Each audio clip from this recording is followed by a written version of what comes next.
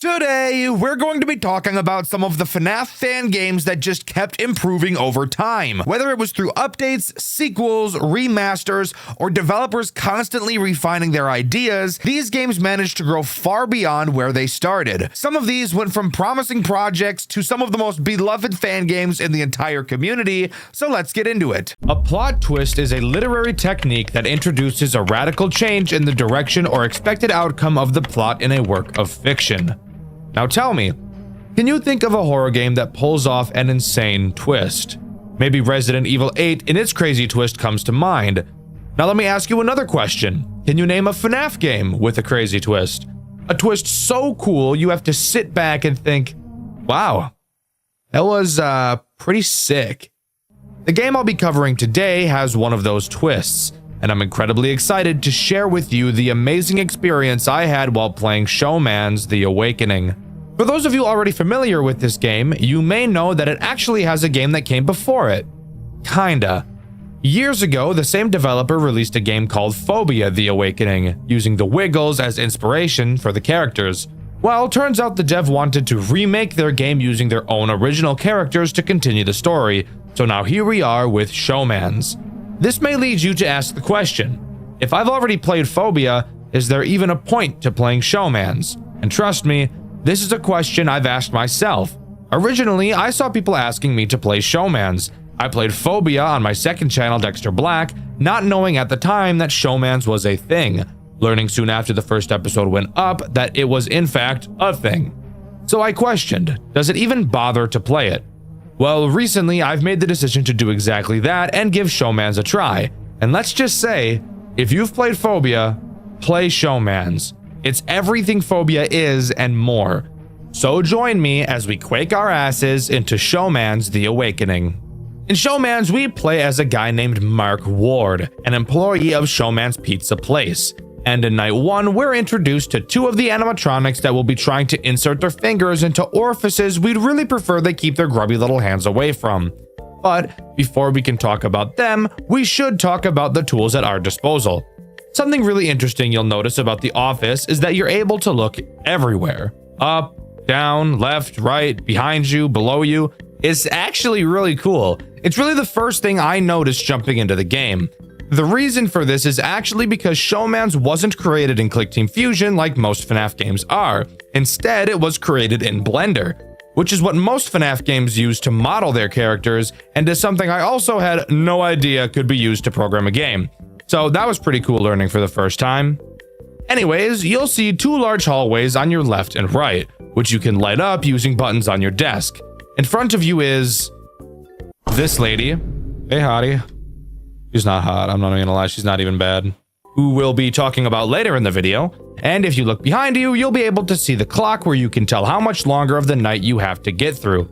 Oh yeah, and of course, there's cameras, because it really wouldn't be a FNAF game without those. With that out of the way, now we can talk about the first two threats this game introduces, Johnny and Harry. Now I know, those names aren't very normal sounding when thinking in terms of Five Nights at Freddy's, when usually we're having names so utterly stupid you'd be forced to think they were a fictional character. But no, these two are still robots, and you still cannot have intercourse with them, so please remove all thoughts of that nature from your head for the remainder of this video. Johnny and Harry both start from the show stage and do the exact same thing. Johnny will move through the cameras to your right hallway, and Harry will move through your left hallway, where they will then enter what I'm going to be calling their attack mode. During their attack mode, they have 5 phases. Each phase has a sound cue, and it's important that you're listening for them. With each phase, they'll move closer and closer towards your office, with the final phase having them walk up to you. Obviously, you can check their distance by flashing the light at them, and by doing so, you will also temporarily stun them in place. However, I would highly recommend you don't turn the lights on when they're in the hall, as I personally feel it's much more efficient to just let them attack you so they can piss off as fast as possible. Every time Johnny or Harry enters a new phase, their eyes will glow for a short time after their sound cue plays. So when you hear it, you can just turn in the direction to double check that they've moved. On these earlier nights, you really don't have to be super careful with them. Flashing lights and not counting sound cues isn't really important since they're your only threats. So I'll get into a bit of a better strategy for them later on. However, once they enter your office, you'll have to quickly throw on a spare mask to fool them into walking away, just like the animatronics from Five Nights at Freddy's 2. And that's really it. Night 1 is pretty damn easy, really just introducing the basics needed to understand two very important mechanics. After beating Night 1, we see a cutscene, something that was not originally in Phobia. In it, we meet with the founder of Showman's, Jason Baker. He confirms with us that only Johnny and Harry were active on our shift, and we confirm. Apparently, this should not be happening, and it's a known issue. So that's good at least. Jason tells us that a previous employee mentioned more characters moving, which in all honesty doesn't bode well for my anus, given the fact we still have 5 more nights of this to deal with. But we get our things and go home for the night, only to come back to work in the morning. Night 2 introduces 2 new animatronics, and let me tell you, this is where the game starts to show how much of a pain in the dick it's about to become. The first character we should talk about is the fine shite sitting in front of us, Peggy. Peggy reminds me a lot of the scrapped animatronics from Five Nights at Freddy's Pizzeria Simulator, just given the fact of the way she moves subtly like them. She also reminds me a lot of what Anissa's husband really doesn't want her to do to him. Whenever you're not looking at her, whether that be checking on the cameras, looking at the hallways, or checking the clock behind you, Peggy has a chance to advance phases. You'll be able to see her start by looking down and slowly transfer through the phases until she's ready to attack. In order to reset her, all you have to do is flip the breaker switch on your desk to shock her and she'll reset.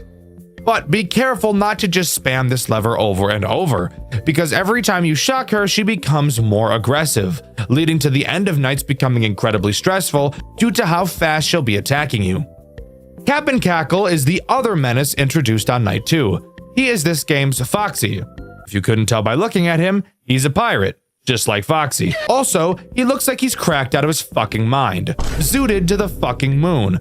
Seriously, look at this geeked out motherfucker. Holy shit, bro hasn't slept in 18 days. Look at those eye bags. What the hell happened? Stop looking at me, dude.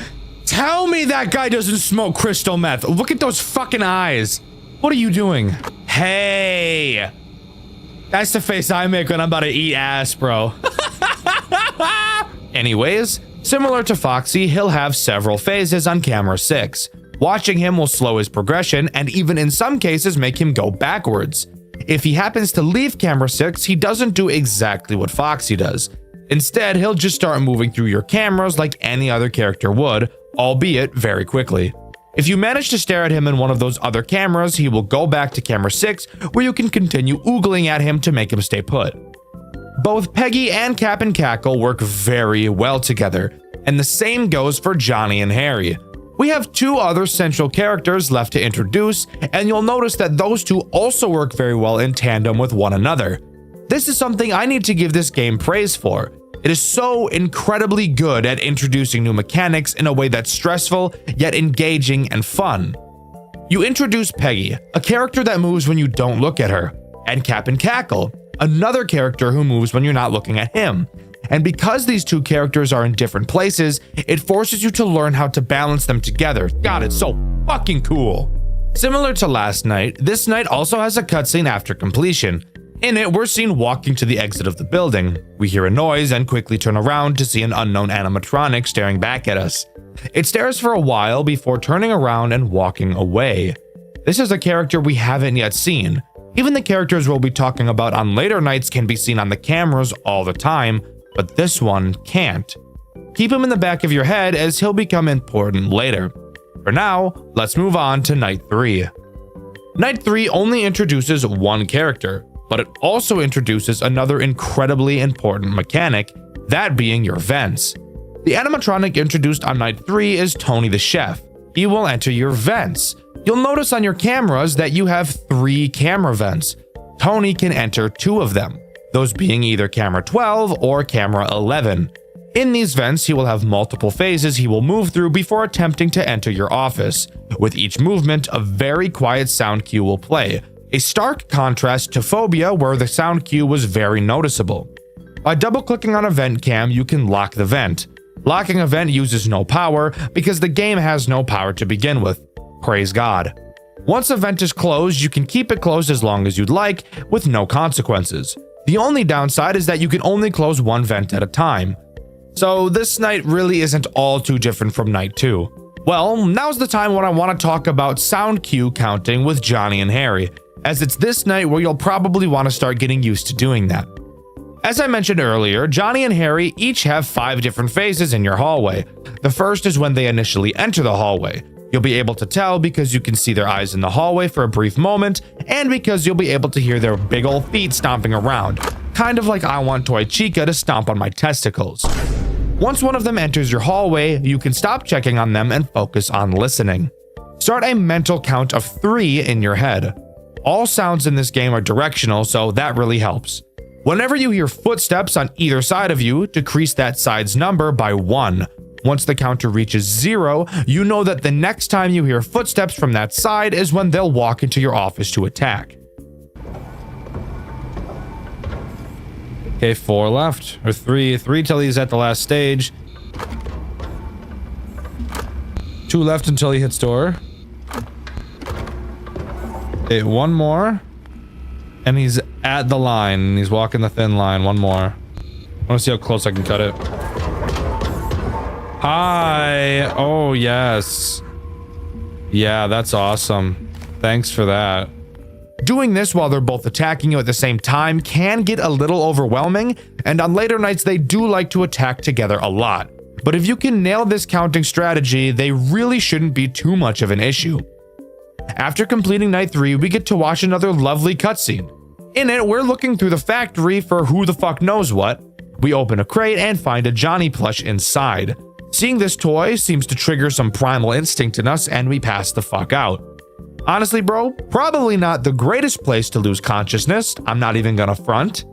We awake in another room, only to look up and see Showman. Scared as shit, we wake up from our slumber only to realize it was a short dream we had after we had passed out. There is clearly something mentally wrong with our dear, beloved Mark. We just have to figure out what it is. Night 4 introduces the man himself, Showman. Showman works in perfect tandem with Tony, also attacking your vents. Although, unlike Tony, Showman can only attack your camera 13 vent. However, he also fucking loves to do this at the same time that Tony is jumping penis first into your vents.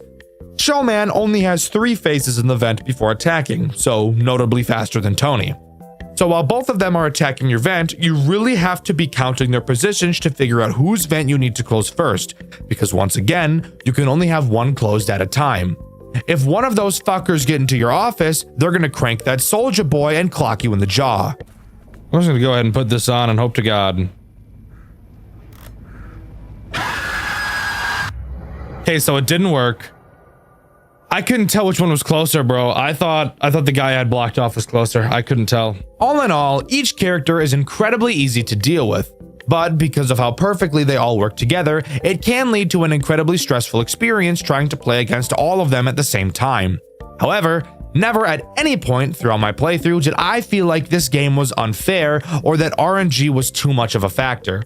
This game, dare I say it, might have borderline perfect video game balancing. After completing night 4, of course, we get another cutscene. This one taking place before we go to work for the night. Before we enter our car, we get a call from Jason, telling us not to come in to work tonight. He says things are getting too dangerous and that it would be unsafe for us to go through our shift. We agree to not go in tonight, except the plot twist is that I fucking lied and we're gonna go in anyways, because we hate authority like a 16-year-old white boy from the suburbs. On night 5, we get a call from the phone guy, and let me tell you, he is absolutely pissed that we decided to come in for the night. He explains that anything in that building that moves will be demolished in the morning. He tells us to do whatever it is we're trying to do and get out, because they're not going to send anyone into the building to get us out.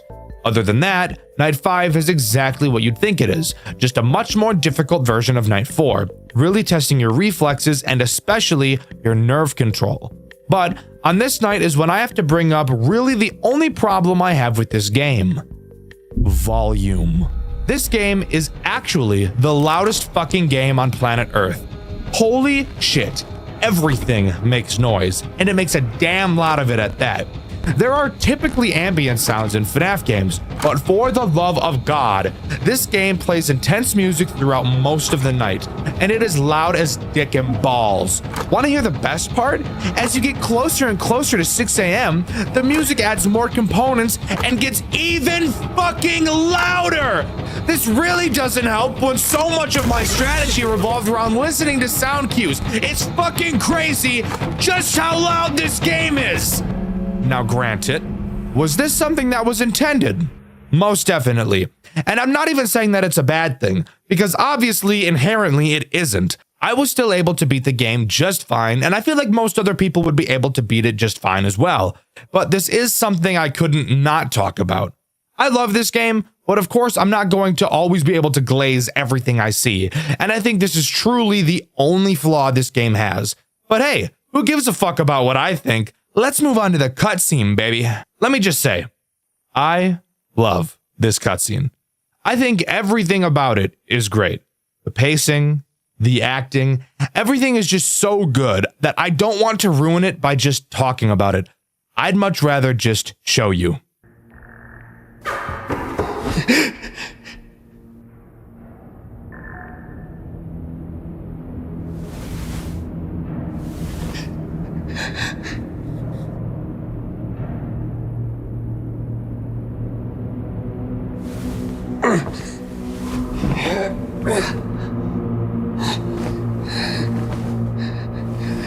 Ladies and gentlemen, boys and girls, put your hands together for our birthday boy!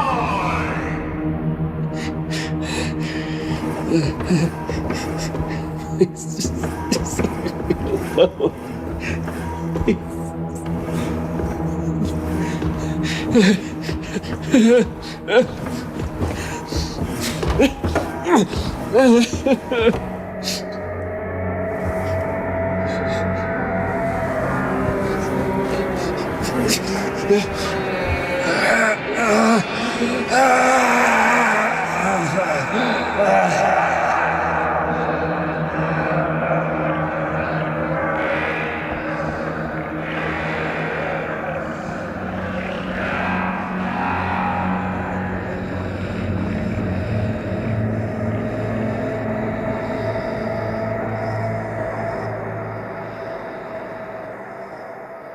Well, god damn.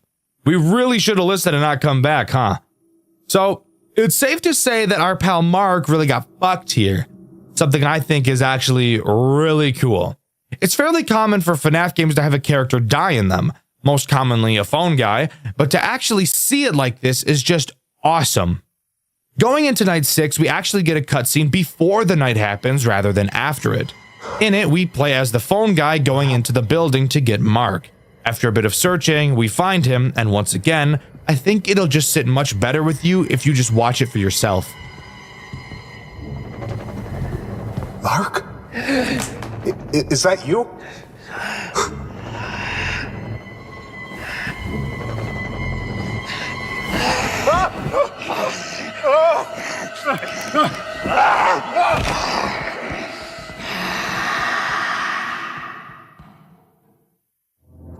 You shouldn't have went in there, bro. You shouldn't have went in there, bro. You shouldn't have went in there, bro. You should have done that shit. Oh, fuck. Oh, God. Oh, God. Oh, my God. What do I do? Keep yourself together. Are you fucking me? That's right. Turns out Mark isn't dead, but is just kind of possessed.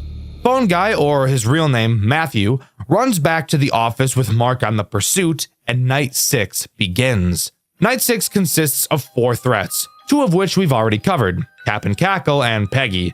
However, you'll immediately notice that they both look pretty fucked up. Why is this?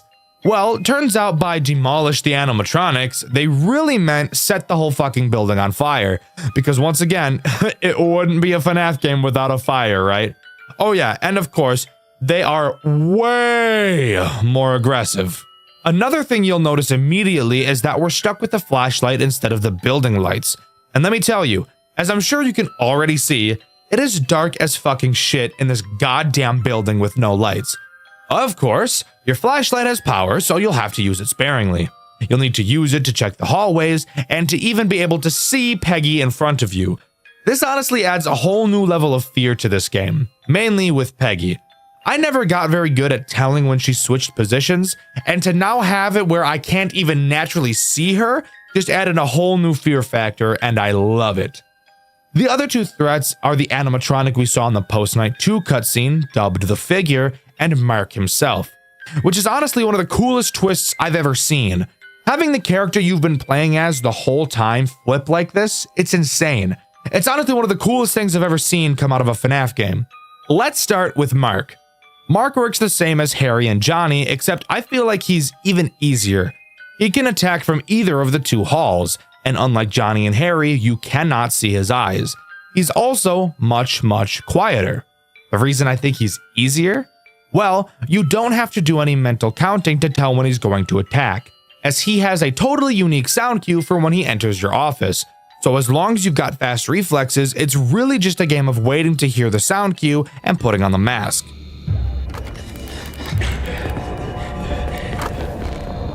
The final new threat on this night is, of course, the Figure. He takes the place of Tony and Showman attacking your vents. He can attack any of the three you have, since there won't be two characters going for the vents at the same time. Again, I honestly feel like this is easier than Tony and Showman. Of course, the Figure is fucking light speed fast when choosing and climbing through vents, so as long as you've got fast reflexes, it really shouldn't be too much of a challenge. Ironically enough, the main challenge I had with this night was not the two new threats, but the two returning threats, Peggy and Cap and Cackle. Again, these two have the best synergy out of any of the characters in this game, so bringing them back for night 6 was a no-brainer. Really, the actual problem for me was Peggy. The sheer speed at which she moves is enough to make you shit in your britches, and nearing the end of the night, she will be moving at a speed Usain Bolt would be creaming his pants over. But if you can control your nerves for long enough, you'll complete night 6 and move on to the post-night cutscene. Matthew runs as fast as he can to the exit, only to find it locked. Turning around, we see Mark slowly creeping up on us like the booty cheek creep freak. The screen cuts to black, and we're left with only the screams of Matthew echoing throughout the pizzeria, and Showman's The Awakening comes to a close. Kind of. We're not exactly done just yet. There's actually 6 other secrets this game has to offer, that being the secret tapes. On each night, you will be able to find one of these tapes and play them later. On night 1, if you check camera 9, you'll be able to see a tape on the shelf in the top left corner. Night 2's tape is located in one of the drawers in your office. Night 3's tape is located on camera 3 on a shelf in the bottom left corner. Night 4's tape is located on camera 2 at the top of the screen. Night 5's tape is located on camera 5 on a high shelf in the middle of the camera, and Night 6 tape is conveniently located directly in front of you on the desk. Hey there, post-scripting Deku here. Turns out I'm fucking wrong. These are not the locations of the tapes on every night.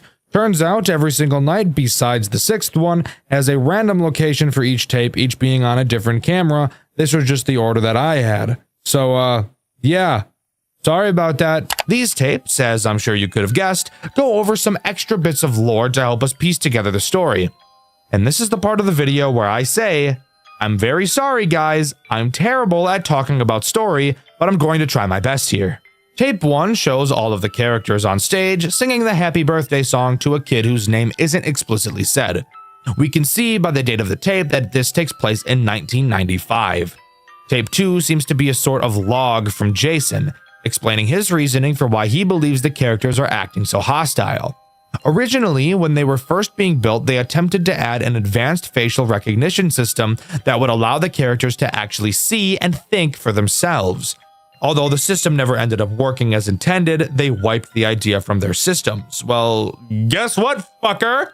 Turns out they really didn't, and Jason seems to think that this is the reason the characters are acting the way they are. Jason makes a brief mention of an unnamed him and questions if one of his employees are potentially tampering with the characters. I'm guessing that him is referring to either Mark or the Figure. Tape 3 shows 2 guys working on Tony. They're talking about how these robots should be scrapped because of how old they are, and then the guy in the back says a sentence that I literally cannot for the fucking life of me decipher. Like many other things in this game, the static that plays during these cutscenes is so fucking loud I can't hear anything except it.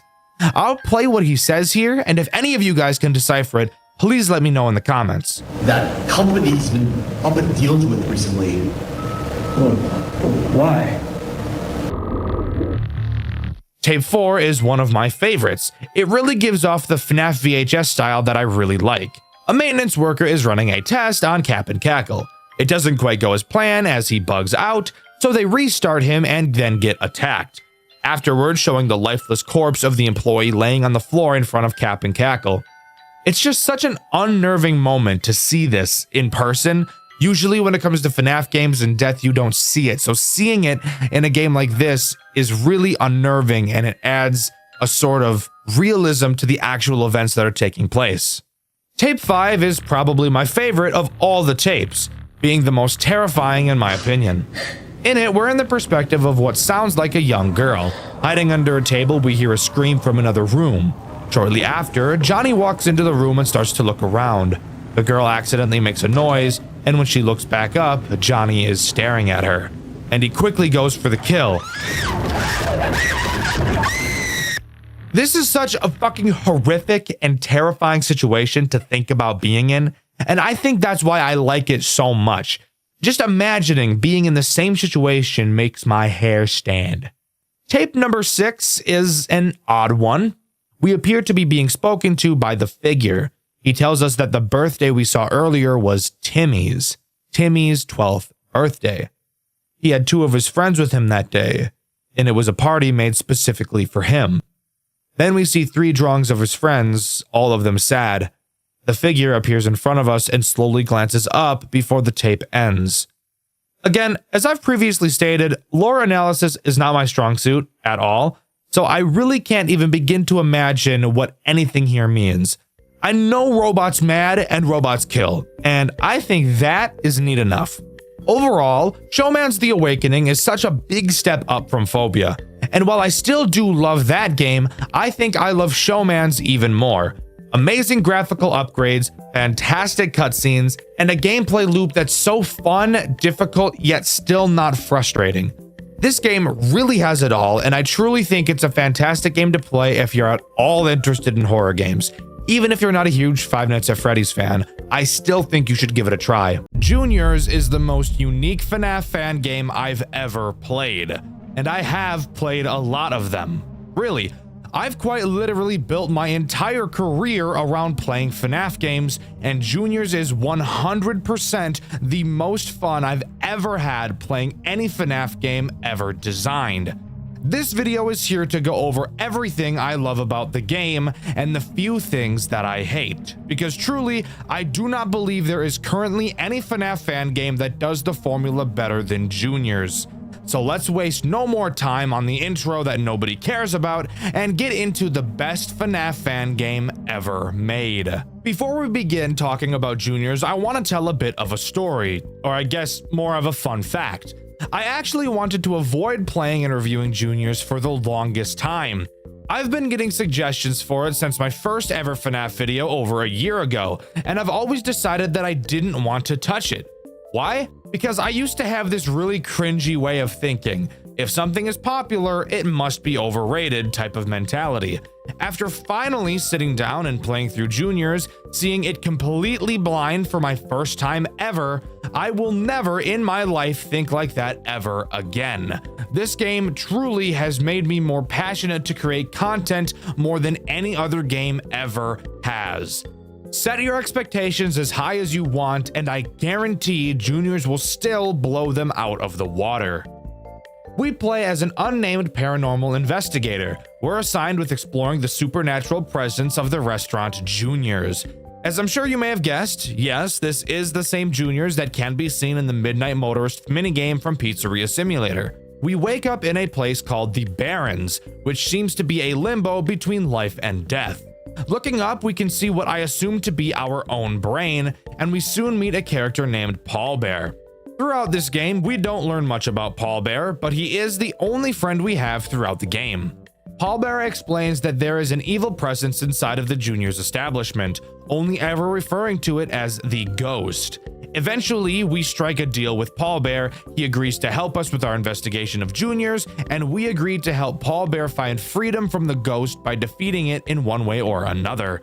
With that, we head to bed and start our first night. Usually, the way I talk about nights in FNAF games is pretty basic. I bring up which threats are introduced, how to deal with them, and throw in a dick joke or something. However, Juniors does the entire FNAF formula so differently from any other FNAF game I've seen, so covering this is going to be a fun change of pace. To start, Juniors completely gets rid of the sit and survive style of gameplay that most other FNAF games have. The game still has the classic 6 nights, however, each night isn't completed once you've made it to an arbitrary time limit. Instead, similar to a game like Pizzeria Simulator, progression is based on finishing tasks. Except the key difference between the tasks in Pizzeria Simulator and the tasks in Juniors is that one of those games has super fun tasks that I look forward to doing, and the other game is fucking Pizzeria Simulator. But what exactly are the tasks in Juniors? I'm so glad you asked, because these tasks are the sole reason why this game is so amazing. Throughout the night, the ghost Paul Bear was telling us about will enter one of the animatronics at random. It's our job to watch the cameras for weird anomalies and figure out which animatronic is possessed. And each night, you will have to correctly identify where the ghost is more and more times. On night 1, you need to correctly identify the ghost 2 times, and with each subsequent night, that number goes up by 1. But before we really get into that, there's something else that this game does that I wasn't expecting. Typically in FNAF games, the animatronics will make their way to your office and try to attack you. This is actually not the case in Juniors. The animatronics will never come to your office. Well, at least not in the typical FNAF way, but I'll cover that in a minute. The tools at our disposal are pretty minimal. We have our cameras, control panel, and our repair room. Throughout the course of the night, if you check your control panel, you will be able to see the condition of each of the 6 animatronics. Yes, 6. You've got the main 4, with the addition of the marionette and balloon bitch, or as this game calls him, balloon baby. As the night progresses, the condition of each of these characters will decrease. If they ever go completely empty, they'll use your ass as sustenance and gobble it up. At any time, you can send one of the animatronics onto a conveyor belt that will bring the character to your repair room. Once inside the repair room, you can quickly fix them and send them back into the pizzeria. This will cause their condition to go back up to 100. However, you have to be careful, because if you send the possessed animatronic to your office, it's game over. Another thing to note is that you can't send more than one character to your repair room at a time. Moving on to the actual ghost hunting part of this game. As mentioned previously, there are 6 characters that the ghost can possess. Both at the start of the night and directly after identifying the possessed character, you will get a grace period where no animatronic is possessed. You should use that time to send the lowest conditioned animatronic to your office to be repaired. There are multiple different cues to tell you who the possessed animatronic is. It seems like throughout the nights, new clues are introduced. However, I cannot find a distinct list of what clues get introduced each night, so I'm going to be guessing based on my experience. If you know that I'm wrong, let me know in the comments below. There are 2 clues that are introduced on night 1. The first one is pretty easy: camera flickering. When an animatronic is possessed, they have a chance to cause the camera that they are currently on to start flickering. The cameras by default flicker their lights, so this is pretty subtle, but if you look closely at an actual flickering camera, you'll be able to tell that the ghost is on it, because between the flickering, the cameras will have a brief period where they go black. That sounds pretty easy, I hear you saying, and while yes, it is, this is another part of the game that I think is super cool. There aren't an insane amount of cameras to look through, and it's very common that multiple characters will be visible on a camera at the same time. So this brings up the possible problem. If the cameras are flickering on a camera, but multiple characters are present, how do we figure out which of the animatronics is actually the possessed one? This right here, this conflict that you have to figure out, is the main reason why I love this game so much. It's such a simple problem, but the way you go about solving it can be different depending on your playstyle.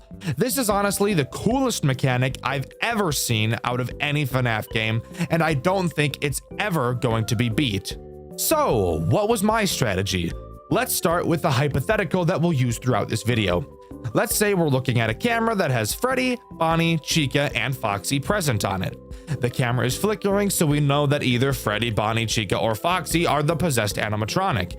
The first thing I would do is either send Balloon Bitch or the marionette to the conveyor belt, since I know full well it can't be one of them. So I'd just pick whoever has lower condition. Then I would constantly keep my eye on all 4 animatronics on that camera until 1 or more of them left. Once they left, let's say for example Freddy and Chica leave, I would stay on the camera to see if the flickering persisted. If it did, then I'd know it can't be Freddy or Chica. Let's say Foxy left next and Bonnie stayed on the camera. If the lights stopped flickering, then I'd know for a fact it has to be Foxy. And if I really wanted to double check, I could find the camera where Foxy left to and see that the lights are still flickering. But as I've said, that is only 2 of the clues that are introduced on this night. What's the other? Handprints. I should mention that once the ghost possesses a character, only 1 of the clues will become present in that character until it is found. And from what I can tell, they never switch which clue they have until the ghost is found. Handprints are pretty simple. When a possessed character leaves a camera, they will leave a handprint behind on the lens of the camera. So let's go back to our hypothetical again. Freddy, Bonnie, Chica, and Foxy are all on 1 camera. Freddy and Chica leave, and after doing so, we spot a handprint on the lens. That means we now know that the ghost has to be in either Freddy or Chica. So we can send either Foxy, Bonnie, the marionette, or Balloon Bitch to the conveyor belt, and all that's left is to watch Freddy or Chica. Whoever we choose, we wait for them to leave a camera.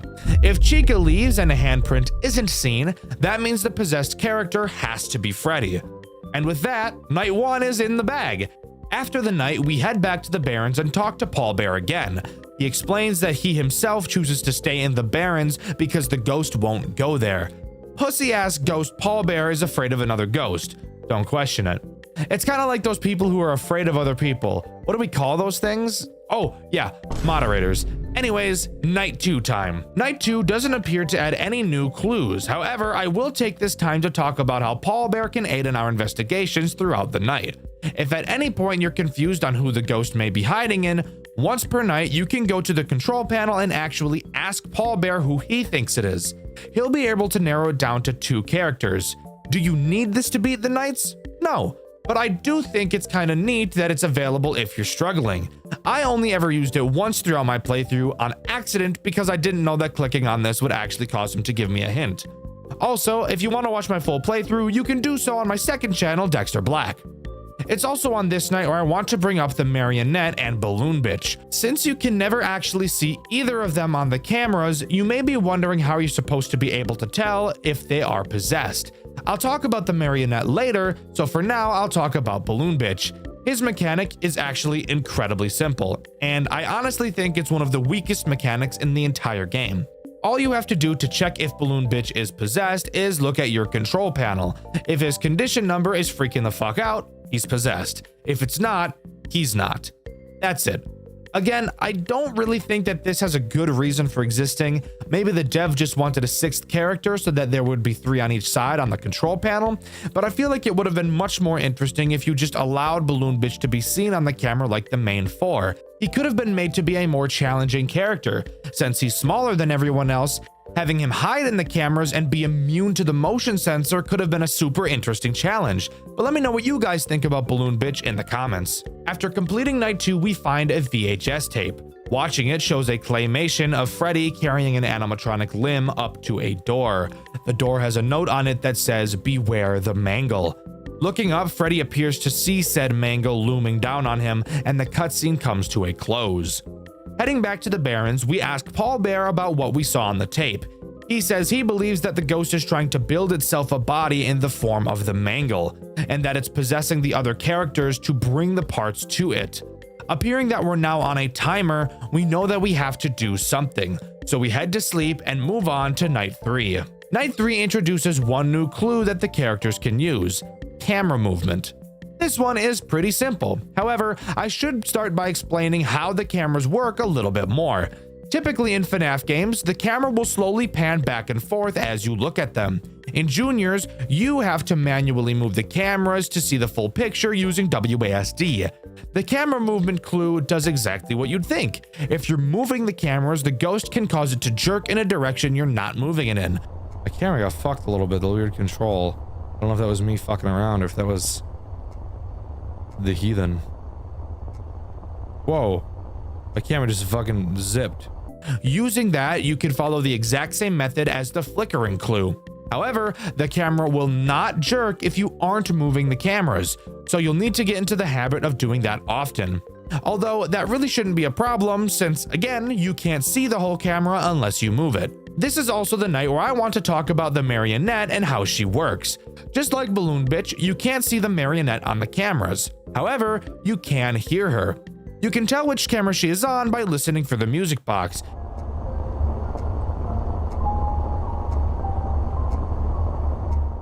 If you hear it, then you know that the marionette is on whichever camera you're looking at.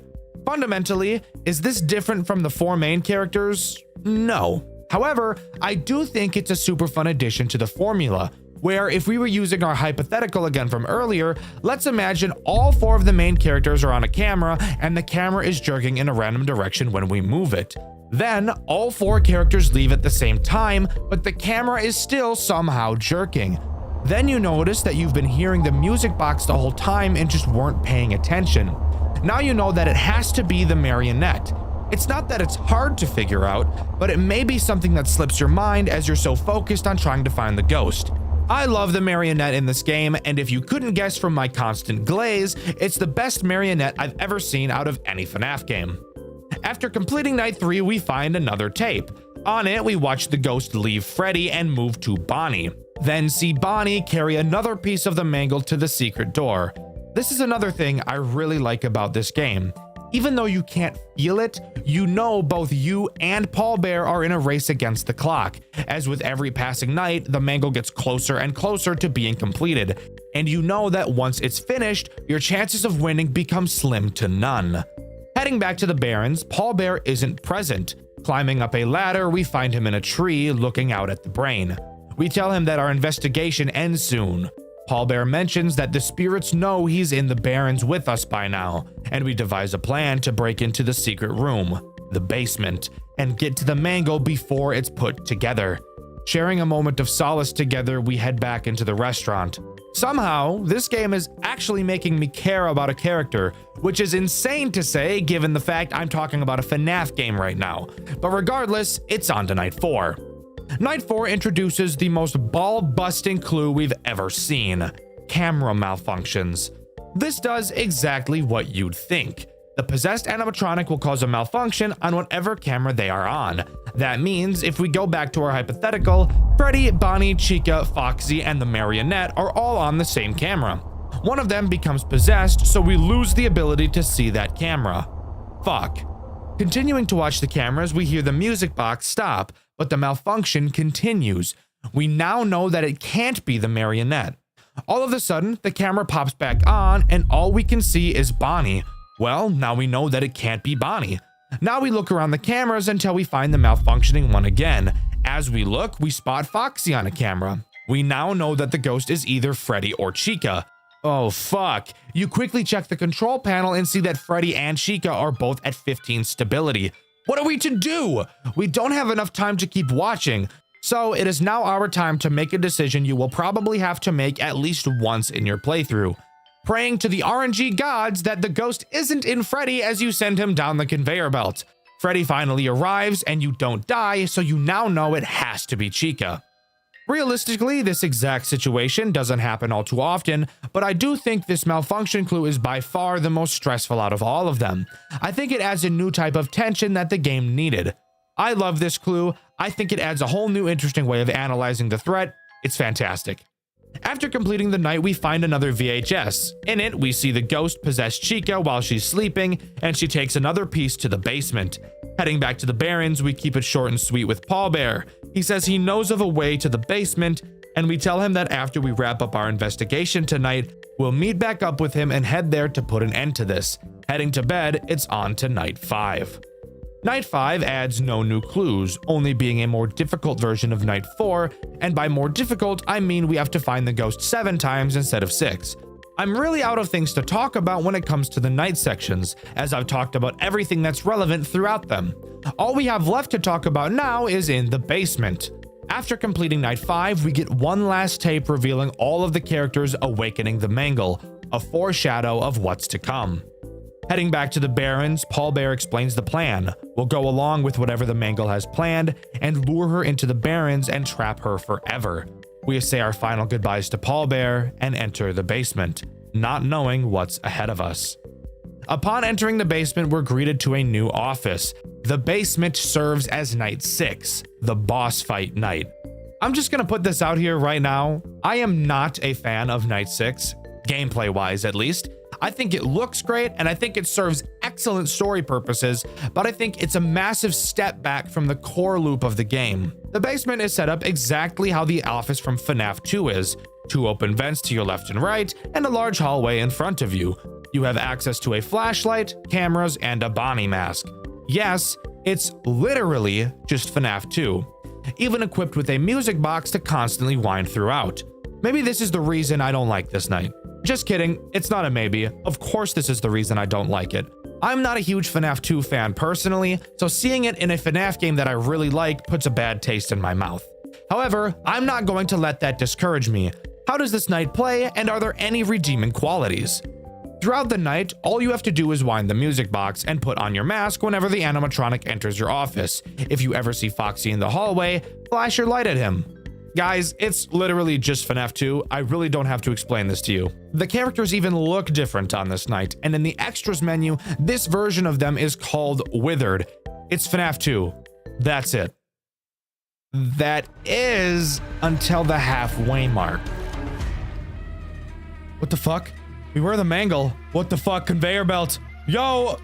Yo! What the fuck? Yo, the time's all fucked. What the fuck is that thing? Oh, nah. Halfway through the night, your control panel will be forced up. You'll be able to see the conveyor belt and watch as each character makes its way through. Several sticky notes ridiculing you. Every single animatronic sacrifices its body to the Mangle, and it's finally time for the final fight.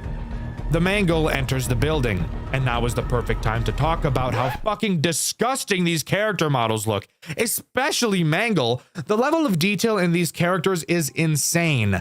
Seeing Mangle on the cameras is probably the most uncomfortable thing about this entire game. She's so gross, and it's super cool. But I do have to ask the question, why the fuck do they look like this? Is our main character going insane and imagining that they look like monsters more than they do? Or did the manufacturers of these robots actually design the most fucked up, creepy robots of all time? Anyways, once the Mangle spawns, the way this night is played changes. Now, for some unknown reason, Mangle has an owl attached to her. Does that make sense? I'm sure there's a reason for it, but I can't for the fuck of me figure out what that might be. Occasionally, this owl head will appear in either of your 2 vents. When it does, all you have to do is put the mask on until it leaves.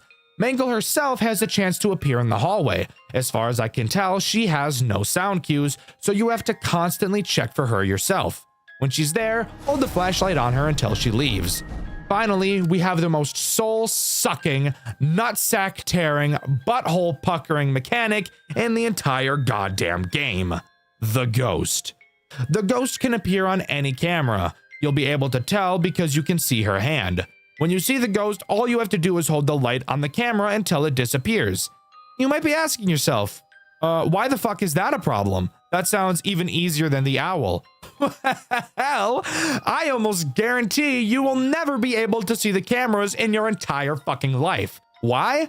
Well, as I'm sure you're aware if you've ever played a FNAF game before, when a character moves from one camera to another, it's very common for the camera to go black for a moment. This is done so that you don't see the characters teleporting out of sight. However, the Mangle moves so goddamn cocksucking fast through the cameras that they will be black for about, I don't know, 90% of the fucking night. Meaning that, very rarely will you be able to check if the Ghost is on a camera. Could we stop? Could we stop? Literally, what the fuck am I supposed to do? She's moving around the camera so fast, I can't even fucking look to hold the light on her. I feel like this is unintentionally difficult, but it's actually so bullshit, it's not even close to fun. This is the main reason why I dislike Night 6 as much as I do. Dying because I couldn't find the ghost because I can't see the fucking cameras for more than 0.3 seconds every 14 decades is not fun. It ruins the pacing of the game and destroys all immersion I had in the situation. But if you can manage to not get fingered by the ghost, you'll survive to 6 a.m. and lure the ghost into the Barrens. The ghost grabs Paul Bear, revealing he himself is a costume, not an actual plush bear. Surprise, surprise. This should have been obvious. The ghost tells Paul Bear she's going to kill us, but we quickly run up behind her while she's distracted and fucking gank her ass. Dead kids! Rah! Rah! The screen cuts to black. We learn 5 years later, Juniors would reopen after some significant rebranding, focusing on, quote, family fun and above all safety. A line that should be familiar sounding if you've played the official games. Finally, a character named Jeremy is asked when they're free to start the job. Let's pause. This twist is pretty damn cool. We saw an exact replica of the FNAF 2 office on night 6, and now we learn that Jeremy Fitzgerald is being hired. Of course, knowing the official lore, Jeremy was the night guard in Five Nights at Freddy's 2, and the family fun and above all safety is something the phone guy says in FNAF 2 as well, which would lead me to believe that the rebranding of Juniors was to Freddy Fazbear's Pizza in the form of the pizzeria we see in Five Nights at Freddy's 2, using the toy animatronics and the layout we find in the basement. But with that final awesome twist, Juniors comes to a close. Overall, I think Juniors is unironically the best Five Nights at Freddy's game I've ever played, even beating out the official games. Sure, I'm not the biggest fan of the final boss night, but the rest of the game easily makes up for that shortcoming. Juniors is 100% at the top of my fan game tier list, and I highly doubt it will be losing that position anytime soon. Roblox horror games, something that is pretty atypical for this channel. In fact, I've only talked about Roblox horror games twice on this channel before. One video being about Rainbow Friends and the other about Pressure. However, recently I've been getting suggested a couple Roblox FNAF games to play. I always knew there were FNAF games on Roblox. In fact, there's a couple of Roblox games that place really high on the official max mode list. Of course, I did always intend on getting around to playing these games, and if you follow Dxtr Black, you'll see that I have played a couple, and the game that we're covering here today is one of those games. A reimagining of one of the most hated official Five Nights at Freddy's games of all time, fixing all of its problems and introducing several new mechanics that make the game feel fresh, while also looking so graphically impressive, you'd be surprised to hear it was even made in Roblox at all. So join me today as we dive into the world of Five Nights at Freddy's 2 Reimagined. In terms of the game's overall story, not a whole lot has changed. At least, that is up until the end. We'll obviously talk about that later, so if you were hoping for a massive lore dump, hate to break it to you, it's pretty much just the official lore with a few changes. However, it's still told very well. Night 1 starts the way most do. You get a phone call from the phone guy, Ryan. Ryan gives us the basic rundown of what's going on, what we're doing, and how to do it. So I suppose that means it's also my turn to do the same for you. Except I'll throw in a couple dick jokes along the way, and then after the video is over, you could read the comments to find the few comedy police who say something along the lines of, "Gah, I was really liking this video, but the amount of inappropriate jokes really just took me out of it." I'm glad it took you out of it. Us normal people who aren't afraid to laugh at stupid jokes are going to continue to have fun. Keep seething. To start, there are many things that have stayed the same.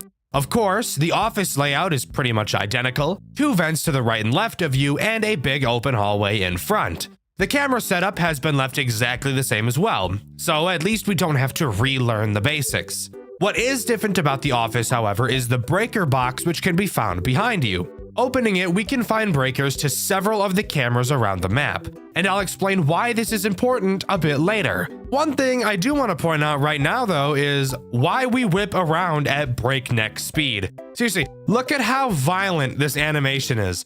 Calm down, buddy, you're gonna give yourself whiplash. Dude, why the fuck does dude move so much? He turns around, he fucking whips. Look at him.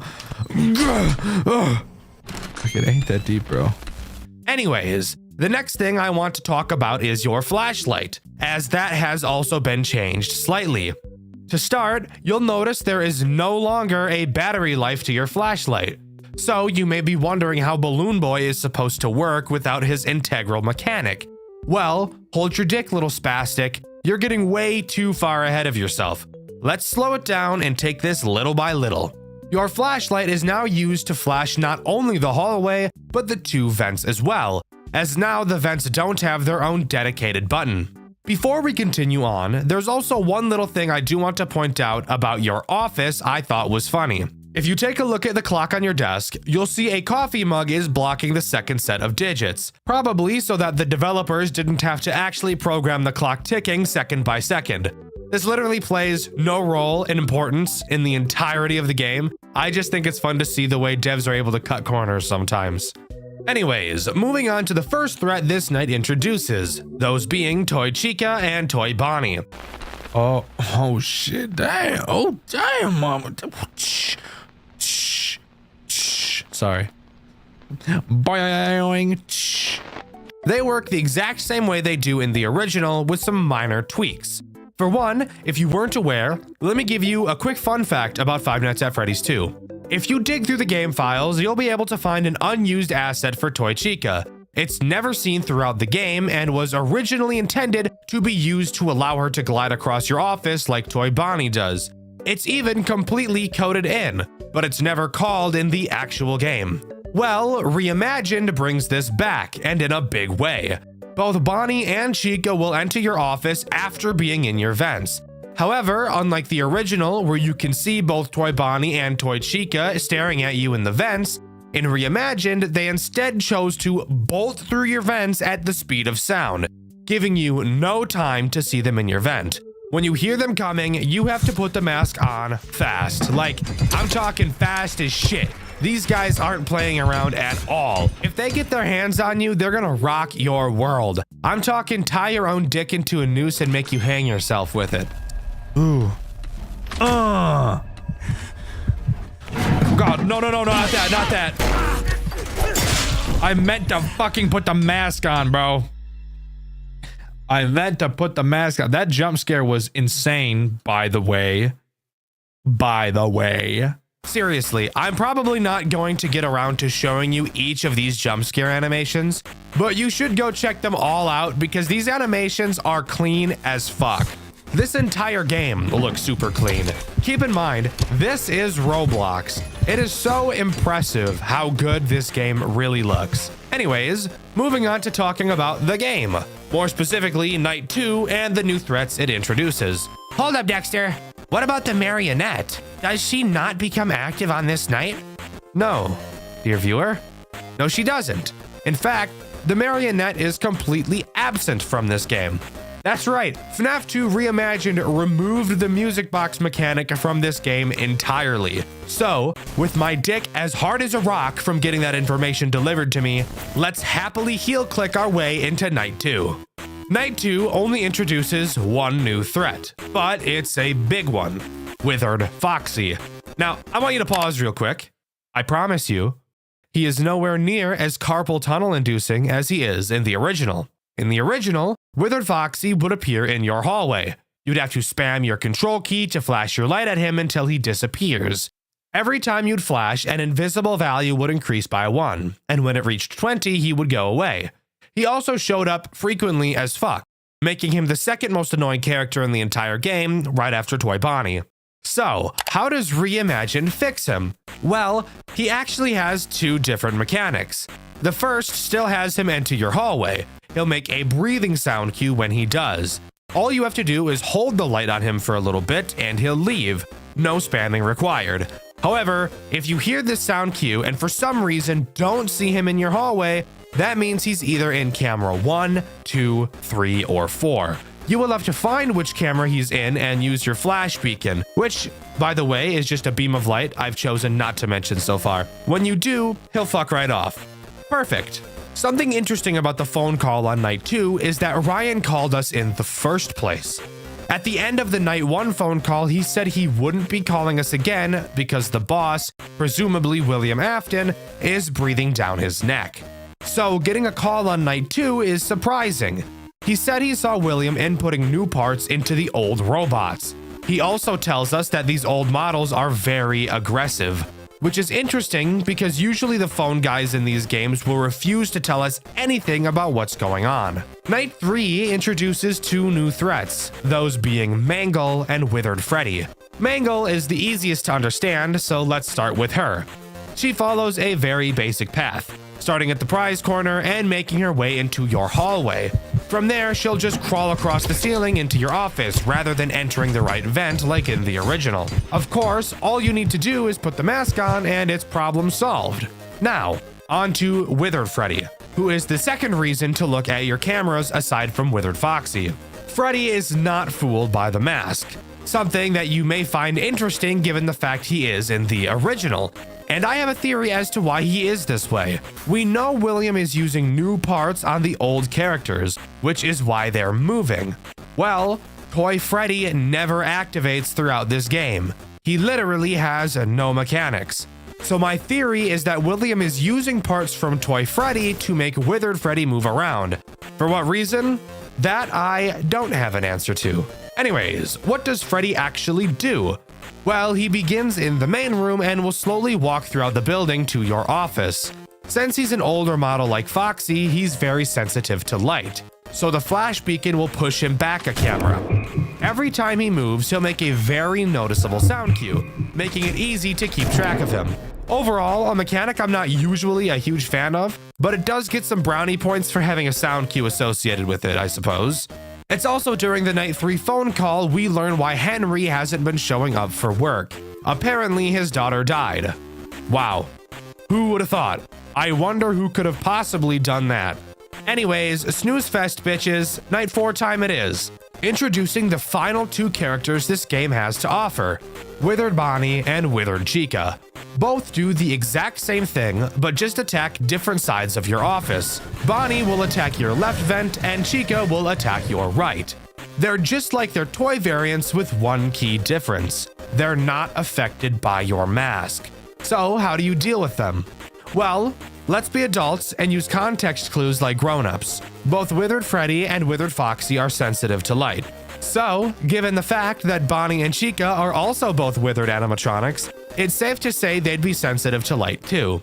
So, when you hear them crawling in your vent, which it does have a different sound cue to the toys coming through your vent, thankfully, all you have to do is hold your flashlight on that vent until they arrive. Instead of just leaving, they will actually throw you into a Five Nights at Candy's 3 style minigame, where they will jump around your office and you'll have to keep your light held on them until they eventually run away like little piss babies. Night 4's phone call mentions that the back room is starting to smell really bad, like there's something rotting back there. Now, I'm no genius, believe it or not. I do talk about Five Nights at Freddy's for a living, but I'm gonna guess that that's because there's 5 dead children back there. Just a hunch, but I'm willing to bet I'm probably correct. Night 5 adds nothing new. However, I do want to use this time to talk about your breaker, since I haven't really done that yet. Occasionally, one of your cameras has the chance to randomly break and go out. When it does, all you have to do is turn around and reboot whichever camera went out. Super simple, and in all honesty, throughout my entire playthrough, which by the way you can see over on my second channel, Dxtr Black, I actually rarely ever had this happen to me. And of course, another pretty important thing to bring up is the lack of characters in this game. Notably, Balloon Boy, the Marionette, Withered Golden Freddy, and Toy Freddy are completely absent and have no mechanics. And I actually think that the reasoning for this makes sense, if my reasoning is correct, that is. So, many of the characters in the original Five Nights at Freddy's 2 just do literally the exact same thing. Tell me what the difference between Toy Freddy and Withered Freddy are. Spoiler alert, there is no difference. In fact, the toy animatronics are actually disabled on nights 3 and 4 to instead be completely replaced by the Withereds. They serve no interesting purpose at all. You don't need Balloon Boy since there's no flashlight battery. The marionette doesn't make sense since this game came up with a much better way to force you to look at the cameras, and Withered Golden Freddy isn't present for a lore reason which we'll be talking about in a bit. And by a bit, I mean right now. After completing Night 5, we get this cutscene.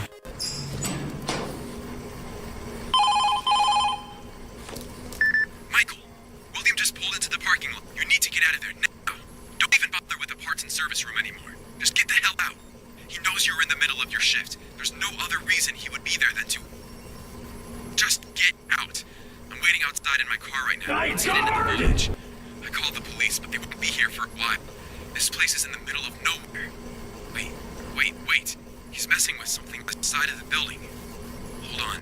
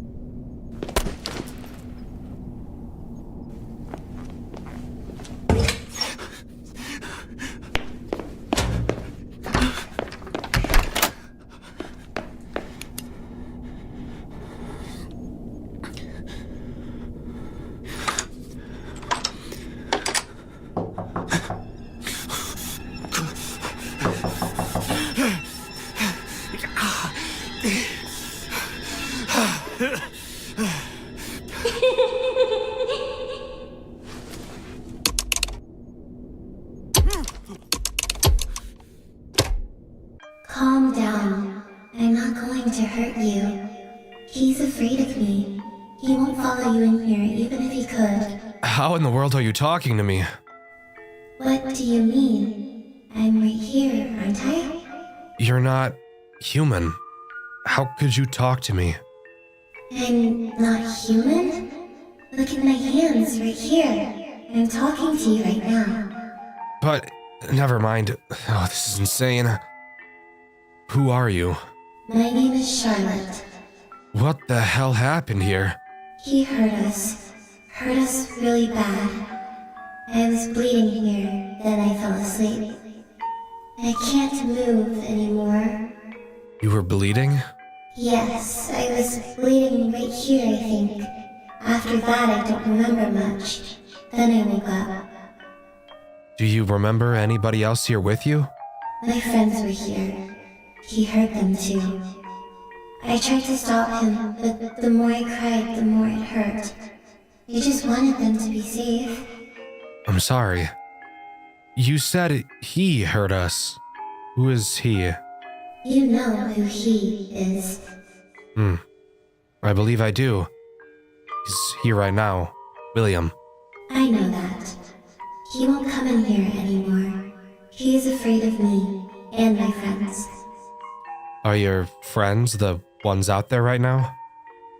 Yes, but they're confused and angry. They're looking for the one who did this to them. Why are they so aggressive to me? I would never. William was masked when he hurt us. They don't know who to blame. It doesn't help that you're wearing that uniform. Why don't you just tell them? It's not that easy. I can't talk to them the same way I can talk to you. They won't listen to me. I think they're still in shock. How do you know the truth? My father knew William. They were business partners. I never thought he would hurt us. I trusted him. Do you really believe you're still human? I don't feel any different. I can still see my hands and they look like my own. I just feel a little cramped. If I think about it too much, I'll go mad. Where did William hide you and your friends after he hurt you? I don't know. As I said, I fell asleep after he hit me. Is there any way I can help you or your friends? Help you move on? Burn this place to the ground. But It's the only way to help my friends. They'll get nothing from revenge. It'll only make them more confused. Okay, I can help you. Wait, one more thing. Yes? I haven't heard William in a couple of minutes. What is he doing right now? Hiding, like a coward, waiting for me to kill you. He thinks I'm like the others. He believes that when my friends inevitably kill either you or Ryan, they'll get the closure they need to leave their bodies. It's a pipe dream, but his last resort. He's been trying to get us out for days now without destroying the characters. Your father. You said he and William were business partners. His name is Henry, right? Yes, his name is Henry. Please tell me he's alright. I don't know. He's been looking for you. He filed a missing persons report to the police and he hasn't come into work for a week. I don't want him to see me like this. He'll find out the truth sooner or later. Okay, I think I'm ready. Thank you for this. Break those pipes in the kitchen and you'll release flammable gas into the building. Do you have a lighter? Of course. William is hiding in the bathroom right now, waiting for you to walk down the hallway. Don't worry, my friends will find him shortly. They're relentless, as you would know.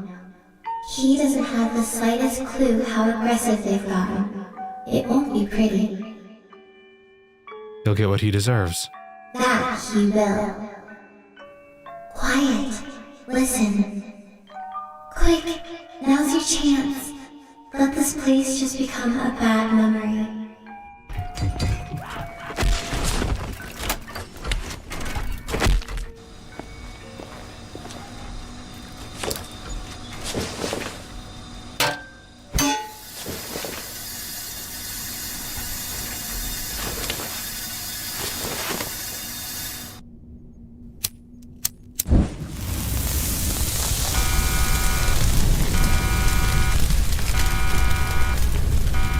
So, we set William ablaze in typical FNAF fashion, and FNAF 2 Reimagined comes to a close.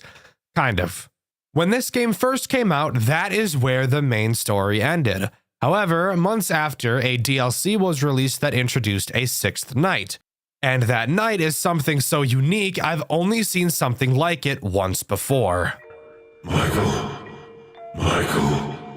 you have a calling. Your efforts to save them, how selfless, have failed. They're still here with me. Charlotte, Oliver, Lucas, Ethan, and Zoe. I still remember their screams like it was yesterday. And they'll die again, and again, and again. Unless you come back to me and finish what you started. You're going to wish you never defied me. Night 6 has us re-enter the restaurant after it burned down. We have one final task to complete, saving all of the children. This night reminds me heavily of the entire gameplay loop of A Shadow over Freddy's, mainly in the way you move around, and the only threat present. As you could have probably been able to tell from the cutscene, William, of course, didn't die from that fire. William will randomly wander around the building. When you run into him, you will have to do something. I literally have no fucking idea what it is you have to do though. I was never able to actually fully understand it. I got some comments from viewers over on Dxtr Black because apparently I was just completely fucking wrong. I know it has something to do with your flash burst, which you only have 3 of. Something along the lines of, when you see William, flash him, kind of, except it doesn't ever work. And even if you follow him into the next room he went into to try and flash him then, he'll just kill you instantly. I literally have no idea. Maybe I'm just retarded. Anyways, how do you actually save the kids? Well, behind the stage, you'll find a crank. You will use this crank to muff up all of the withered animatronics around the building, who are now barely able to move. Each room that one of these characters are in are what's known as a safe room, meaning that William will not be able to catch you there. And if you have William's attention from him spotting you, you will lose said attention if you enter one of these safe rooms. Using these safe rooms is what I used while playing this game since I was too stupid to understand what I was actually supposed to do. Freddy's corpse is located in the kitchen. Bonnie is in the bathroom. Foxy is in some fucking room. I actually have no idea what the name of this room he's in is called. And Chica is in one of the party rooms. The big opening to the hallway is blocked off, so you'll have to do a pretty big loop around the building in order to get them all. When you go to use the crank on each of the animatronics, a long animation plays. And it's during these animations you can really see how scared these characters appear to be. Really hitting home the fact that even though these characters are scary, they are still possessed by children. And you can really see the fear from them during these cutscenes, especially in Foxy's cutscene, which I feel shows how scared they are the most.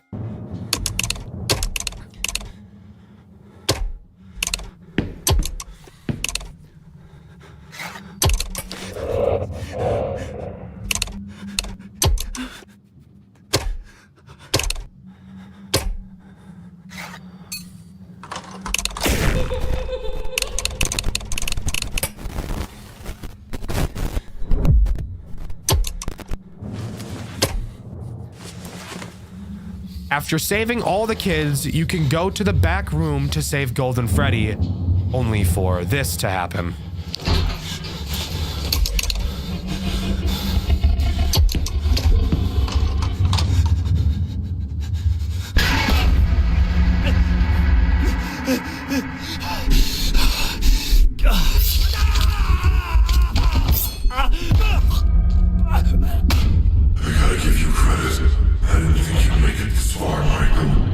Rotten hell. I won't be going to hell. I'm going to watch the light leave your eyes, just as I did with them. But why? What did they ever do to you? They're children. She's awake. Are you down for good, Michael? You never give up.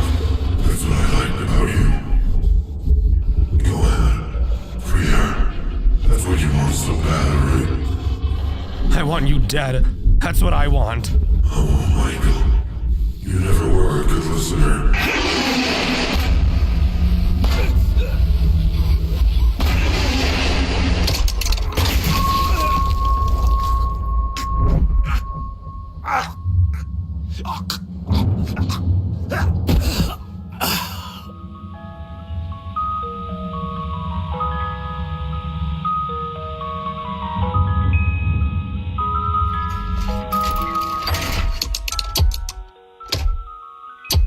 And with that, that's truly where Five Nights at Freddy's 2 Reimagined comes to a close. A borderline perfect recreation of one of the community's most hated official FNAF titles. But now we have to ask the question, was a remake like this necessary? Did we really need someone to change the original game? I think the answer to that question is a resounding yes.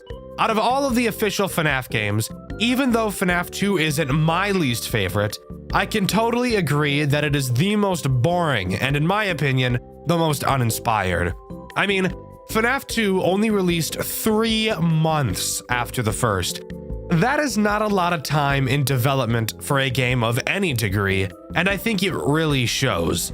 From reusing mechanics from other characters to artificially inflate the roster, to having mechanics so utterly boring and bullshit like the music box in Withered Foxy, I truly think it's only fair to say that this game did Five Nights at Freddy's 2 better than Five Nights at Freddy's 2 ever could itself.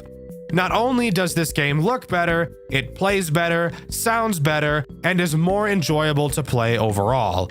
Nothing feels too RNG based, and each character's mechanics are solid and unique enough. One of my biggest issues with the original Five Nights at Freddy's 2 is the fact that there is only one vent noise, but there are around 14 different instances where a vent noise plays, making the entire night a confusing, overstimulating mess.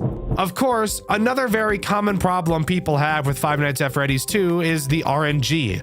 Of course, technically speaking, it can be beaten with no RNG, but that requires you to have a fuck ton of timers and a bunch of other bullshit, and normal people probably aren't going to be doing all that. It's pretty normal for me to get suggestions for games to play, and especially so when a new FNAF fan game gets released. However, I'm going to be completely honest with you. Never throughout my entire YouTube career has a game been requested as frequently as the one we'll be covering today, and for a good reason. The game we'll be covering today is Forgotten at Fredbear's, the latest and greatest FNAF fan game in this ever-growing genre. Strap in, everybody. This game has a lot of fun stuff to talk about, and you will soon see why it's so hyped up. However, I feel it does have one big downside, but we'll get into that a little bit later. Before we can start talking about what this game has to offer in terms of an actual gameplay loop, we first have to talk about what happens before the game even begins, that being the opening cutscene. I've done security work before, Mr. Afton. But this, the hours, the pay, it doesn't add up. Why me?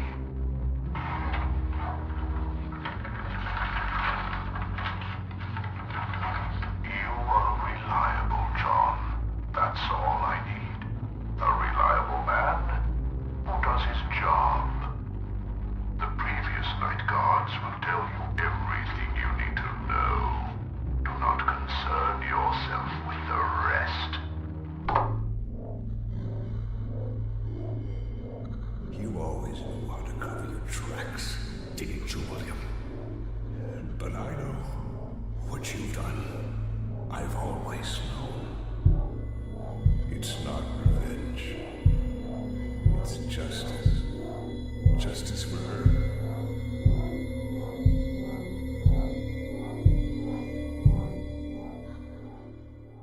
I won't let her be forgotten. Alright, so already we've got a lot to unpack. To start, I'm assuming that we'll be playing as the guy William was talking to, John. William is hiring a new guard, but as you can already tell by the sinister look on his face, he clearly has some ulterior motives. Henry is pretty pissed, and should be. William did kill his daughter after all, but I wonder if there's any proof of that murder actually happening.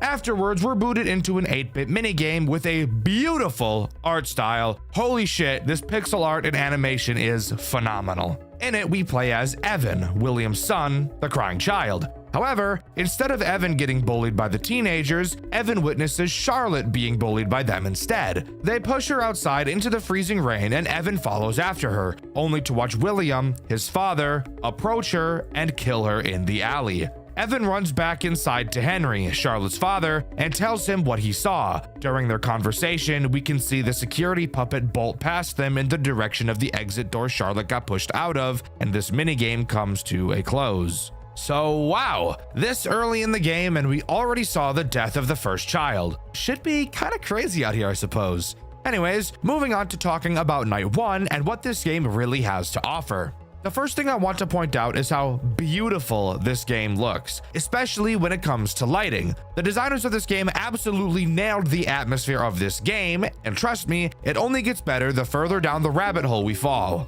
The controls of this game are really a masterpiece, I can't lie. In my FNAF Rewritten 87 video, I mentioned how much I hated the way the mouse controlled, and how it was probably my biggest issue with the game. I cannot make the same complaint about Forgotten at Fredbear's. This just might be the most satisfying and responsive mouse controls I've ever felt while playing a FNAF game before. You wouldn't think you'd really notice a difference between FNAF games, but when you play as many as I do, it will be something you pick up on really quickly, and I really appreciate the devs of this game for nailing this so perfectly. Anyways, what about the tools at our disposal? Well, this game keeps it pretty simple. In our office, we have two entrances, I think. I know the door to our left is an entrance, but I'm also pretty sure that this big blurry thing in front of us is also a door. And this is corroborated by the way the camera map is set up as well. You can walk up to the door on your left, but just doing so will make it seem like it doesn't do anything at all. It will become very apparent what this door does once we start talking about one of the threats this night introduces.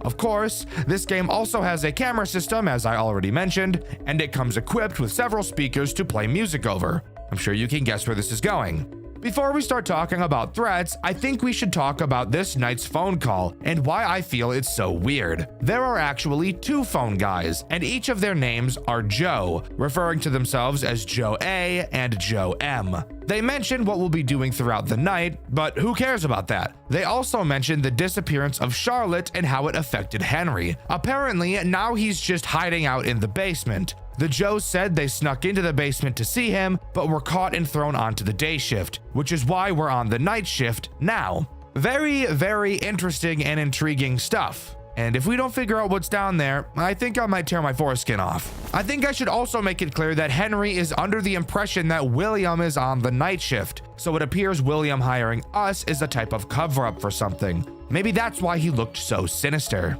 So, time to talk about the 2 threats this night introduces.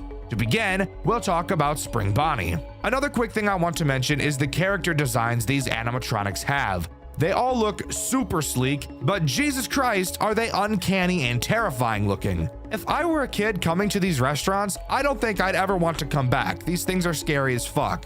Anyways, what does Spring Bonnie do? Well, he makes use of that left door I mentioned earlier. He will make his way around the cameras and to said door. He will then literally push it open. And I think you'll enjoy watching what you have to do for yourself next. Oh my God.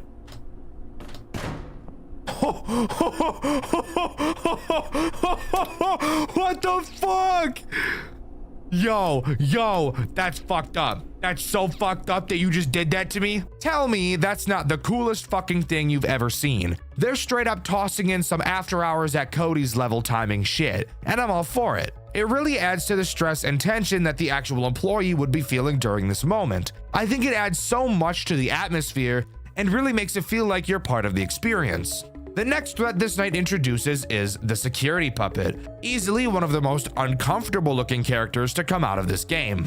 The way she works is very simple, but that doesn't make her mechanic stop me from blowing my foreskin up like a balloon and making some balloon animals out of it. The puppet will come out of the prize corner and attempt to get to your office. However, instead of having a bullshit music box, she instead is just attracted to the sound of music. Most of the cameras on the map have a music button I mentioned earlier. If you hold down one of these buttons, music will begin to play. However, only so much music can be played on each camera. You'll be able to see the music draining on the button, so you'll have to use it sparingly. If you play the music on a camera adjacent to the camera the puppet is on, the puppet will be dragged into that camera. Continue doing this to pull the puppet away from your office, and make sure you're keeping track of how much boof juice is in your music boxes, and you'll be a-okay.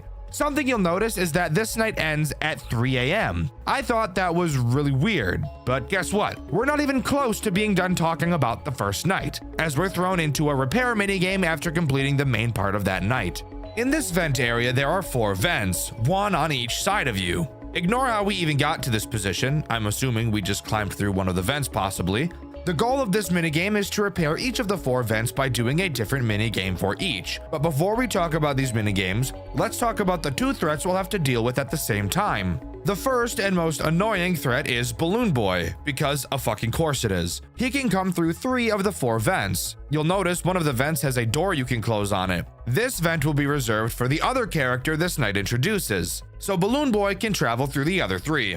Balloon Bitch will be laughing constantly to inform you as to which vent he is going to try and come through. Once he gets close, simply flash your light at him and he'll dive back into the hellhole he came from. The other threat in this minigame is Mangle. Mangle works in much the same way as Balloon Boy, except she can only attack the vent that has the door. She makes sound cues as well, and when the sound cue she makes is very loud, that's how you know she's about to attack. Quickly turn to her vent and hold the vent closed. Once she stops banging on it, you're free to let go and continue fixing the vents. Speaking of fixing vents, how exactly do you do that? Very simple.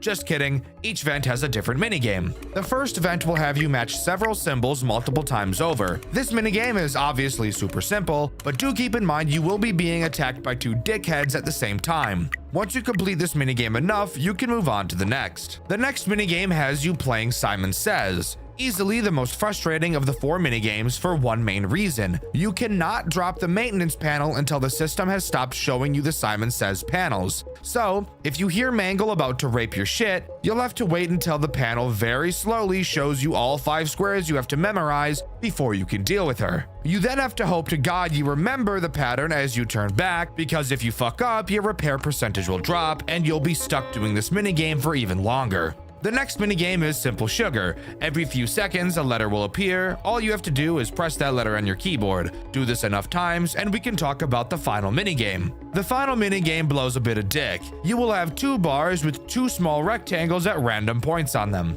Clicking and holding a bar will make it start to fill up. If you let go, the bar will slowly decrease. You have to get both bars to be inside of their small rectangles at the same time, and do this several times for the minigame to end. This isn't by any means a difficult minigame, it just makes my dick hurt and my blood pressure rise. But if you can complete all 4 minigames, Night 1 will officially be completed. That's right, that was only Night 1. Hooray! Hooray! I let you take the night shift. I thought the other guards were too curious. I told you I trusted you to handle things. So go ahead, play a little card. But I know what you did, and I'll be the one who will deal with you. Our creations will be your undoing. I know the truth, and I won't let you live after what you did to my girl. I know what you are capable of. I'm sorry, old friend. Well, would you look at that? Henry appears to be tampering with the animatronics to make them more hostile to attack William, since obviously Henry is aware that he killed his daughter. However, what Henry doesn't know is that William isn't actually working the night shift like he said he was. William is 3 steps ahead. He knew Henry would do something like this, so he lied to Henry that he'd be taking the night shift and hired us in his place. This is actually some really cool Light Yagami type storytelling. I actually really like it. Now, moving on to Night 2, we have the night segment to talk about, and the new threat that this night introduces. The little whiny, annoying bitch himself, Balloon Boy. Balloon Boy's mechanics are honestly pretty simple. You just need to have some decent reaction time. Balloon Boy will move around the cameras at complete random, so tracking him just doesn't even matter at all. At random times, he will enter one of your 2 vents. A very loud, obvious sound cue will play when he does so. A few seconds after you hear the sound cue, he will drop down from any of the 2 vents on your office ceiling. All you have to do is click whichever vent he's in, but you do have to be very fast since you will not have a lot of time to click on him. Once you click him, he'll crawl back into the vent like the disgusting little fucking nematode he is, and then his cycle will repeat. In all honesty, I like Balloon Boy's mechanic. Reaction-based mechanics are always something I'll favor since it's just something I feel I'm better at. However, I do have a complaint with the response of this mechanic. Let's use Spring Bonnie as an example. When you properly hit a timing during Spring Bonnie's attack, there is a visual indicator that you did so. Obviously, that being Spring Bonnie recoiling from you slamming on the door. This gives the user positive reinforcement that they are doing what they're supposed to be doing properly. Visual indicators are always very important things to have in your games for responses to the player's actions to let them know that the actions they are performing are intended. Balloon Boy has 0 visual indication that you are dealing with him. Not only does this make dealing with him feel super unsatisfying every time you do it, but it can also be very confusing when you're first learning the mechanic. Let me give you the most basic example of a visual response indicator for those of you that don't want to do anything fancy. When you hover over the door to your office, your mouse changes to this sprite to indicate that yes, this is something that can be interacted with. Even this is enough of an indicator to let the player know what they should and shouldn't be trying to interact with. When Balloon Boy drops down from your vent, when you hover over the vent, not even this mouse change is present. Even though you are supposed to click on the vent, they give no visual indicator that you're supposed to do so. And when you do click on the vent, nothing seems to happen, as Balloon Boy will finish out his animation before closing the vent behind him and leaving. So when you click it, it literally feels like nothing happened at all. Is this a nitpick? Of course it is. However, I feel it's these little details that matter the most. When small things like UI and visual indicators are done properly, you won't even realize they're done properly at all, but you will realize when they're done poorly. Anyways, enough talking about that. Now it's time to talk about this night's post-night section, wherein instead of repairing the vents, this time around we're repairing Fredbear. This section is miles easier than the last. All we have to do is take Fredbear's head off, which you have to do very slowly or he will give you a rim job, which I'm personally just not a fan of. Afterwards, you'll have to remove his eyes. However, you can only remove them while they're moving or else he'll see you and Playing your butt like a sandbox. After that, get replacement eyes and put them and his head back on. Next, open his chest and do an Among Us wire and electrical task on his back. They even put symbols for all my other brothers who are colorblind, which I really appreciate. Put his chest back on and there's only one thing left to do. Run some diagnostics like we're Dr. House. Spoiler alert, it's not lupus. These are kind of like the salvage mini games from Pizzeria Simulator. You'll have to play some sounds that correlate to each of Fredbear's body parts. If at any point he starts twitching like a drug addict, stop holding the button, or he'll hold your butt and squeeze way too hard for your liking. After you finish that, night 2 is complete and we move on to night 3, but not before seeing something a little interesting on our screen. Oh shit, we got a crying bitch, dude. Get your ass up. Yeah, that's right. Get your ass up. He's home again. Did you hear the door, Evan? You saw her, didn't you? Charlie, bleeding. I didn't mean to see. I just wanted to check up on her. But you did see. You saw what he really is. He wears a smile in the daylight, but you know. You didn't forget. I don't want to remember. Too late. You know what happened to your sister, Evan?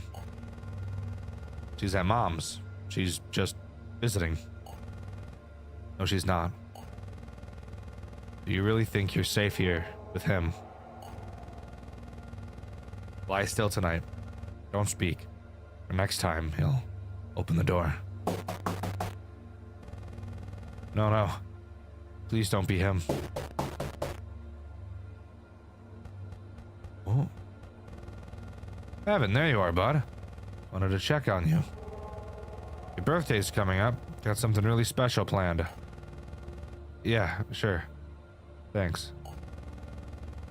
Been quiet lately. Everything okay? Just tired. Alright. Get some rest then. He's lying. You saw it. Charlotte. The alley. His hands. And he's gone. We don't know why. You can't let him get away with this, Evan. Stop. Stop talking. You remember. And he can't know that.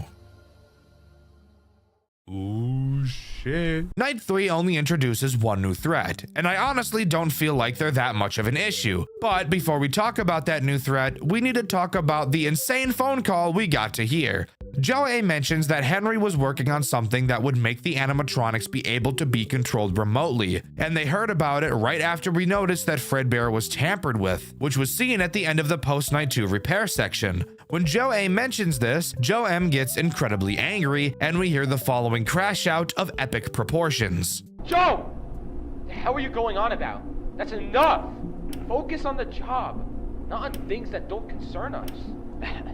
Right. Sorry about that. I don't know. With Henry still missing and all, it kind of makes you wonder, like, what was he really up to? And there's the new Freddy Fazbear's Pizza opening up later this year. Joe, I said that's enough! We're not here to talk about that. Stick to the script. We're here to help him survive, not gossip like old ladies. Or do you want him to end up like the others? No, of course not. I just... So, clearly they both are aware of something we're not. And from this point forward, Joe M is going to be a character I'm not a super big fan of in the slightest. But we can talk more about Joe M later. For now, let's talk about the new threat this night introduces. That new threat being Foxy, which turns out it was not Mangle in the vent, it was just Foxy, but he was all mangled. So it was basically fucking Mangle.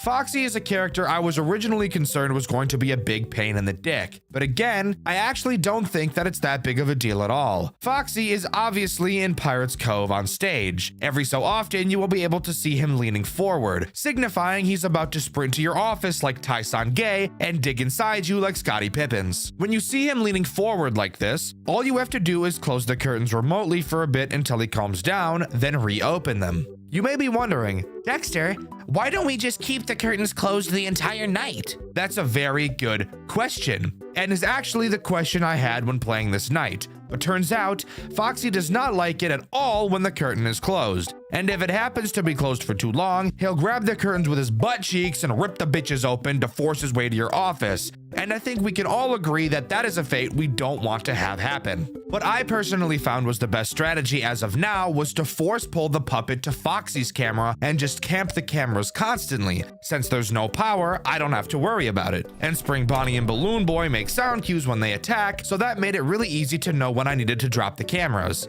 Eventually, the music box in Pirate's Cove would run out, and when it did, I'd just drag the puppet to the prize corner and keep him there for the remainder of the night. If you recall, each night only goes until 3 a.m., so this actually makes it very, very easy to conserve your music boxes. I just really hope that the puppet doesn't get ass-clenchingly fast by the end of this game. Of course, after we reach 3 a.m., we can move on to the post-night section, which has us restocking a supply closet, with Joe M on the phone with us, talking it through. It's during this section where we begin to hear how much of an asshole Joe M really is, as throughout this section, as he's explaining what to do, the tone in his voice is very clearly aggressive. Off the closet light and don't move.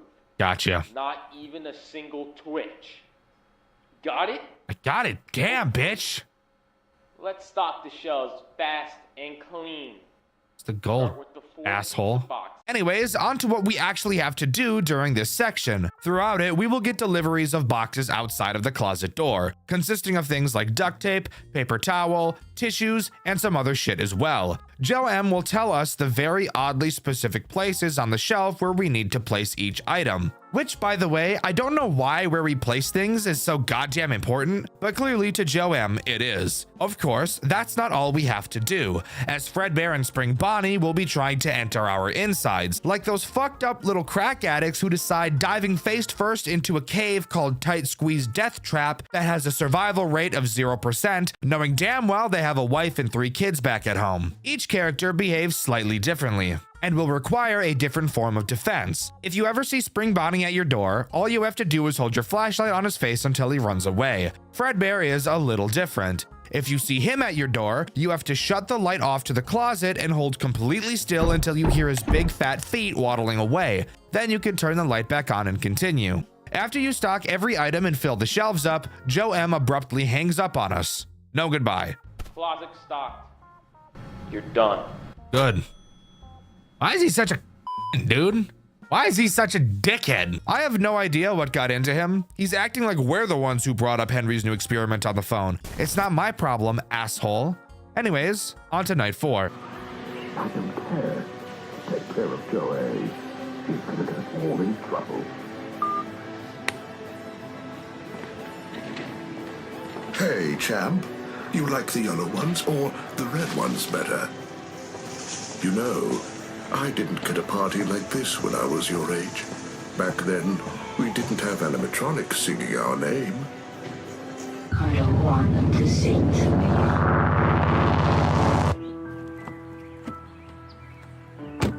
Come on, you'll love it.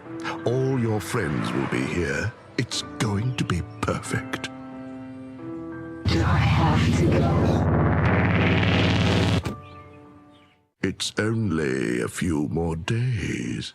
Evan clearly is not a fan of the restaurant. I wonder why. Considering what he saw, there's not so much to talk about in the night section of night 4. However, there are 2 things I still want to mention. The first being the absence of Joe A. Obviously, in that cutscene, William says to get rid of him, and Joe M on the phone call says we won't be seeing him again. He also continues being an asshole throughout the call as well, and ends the call abruptly.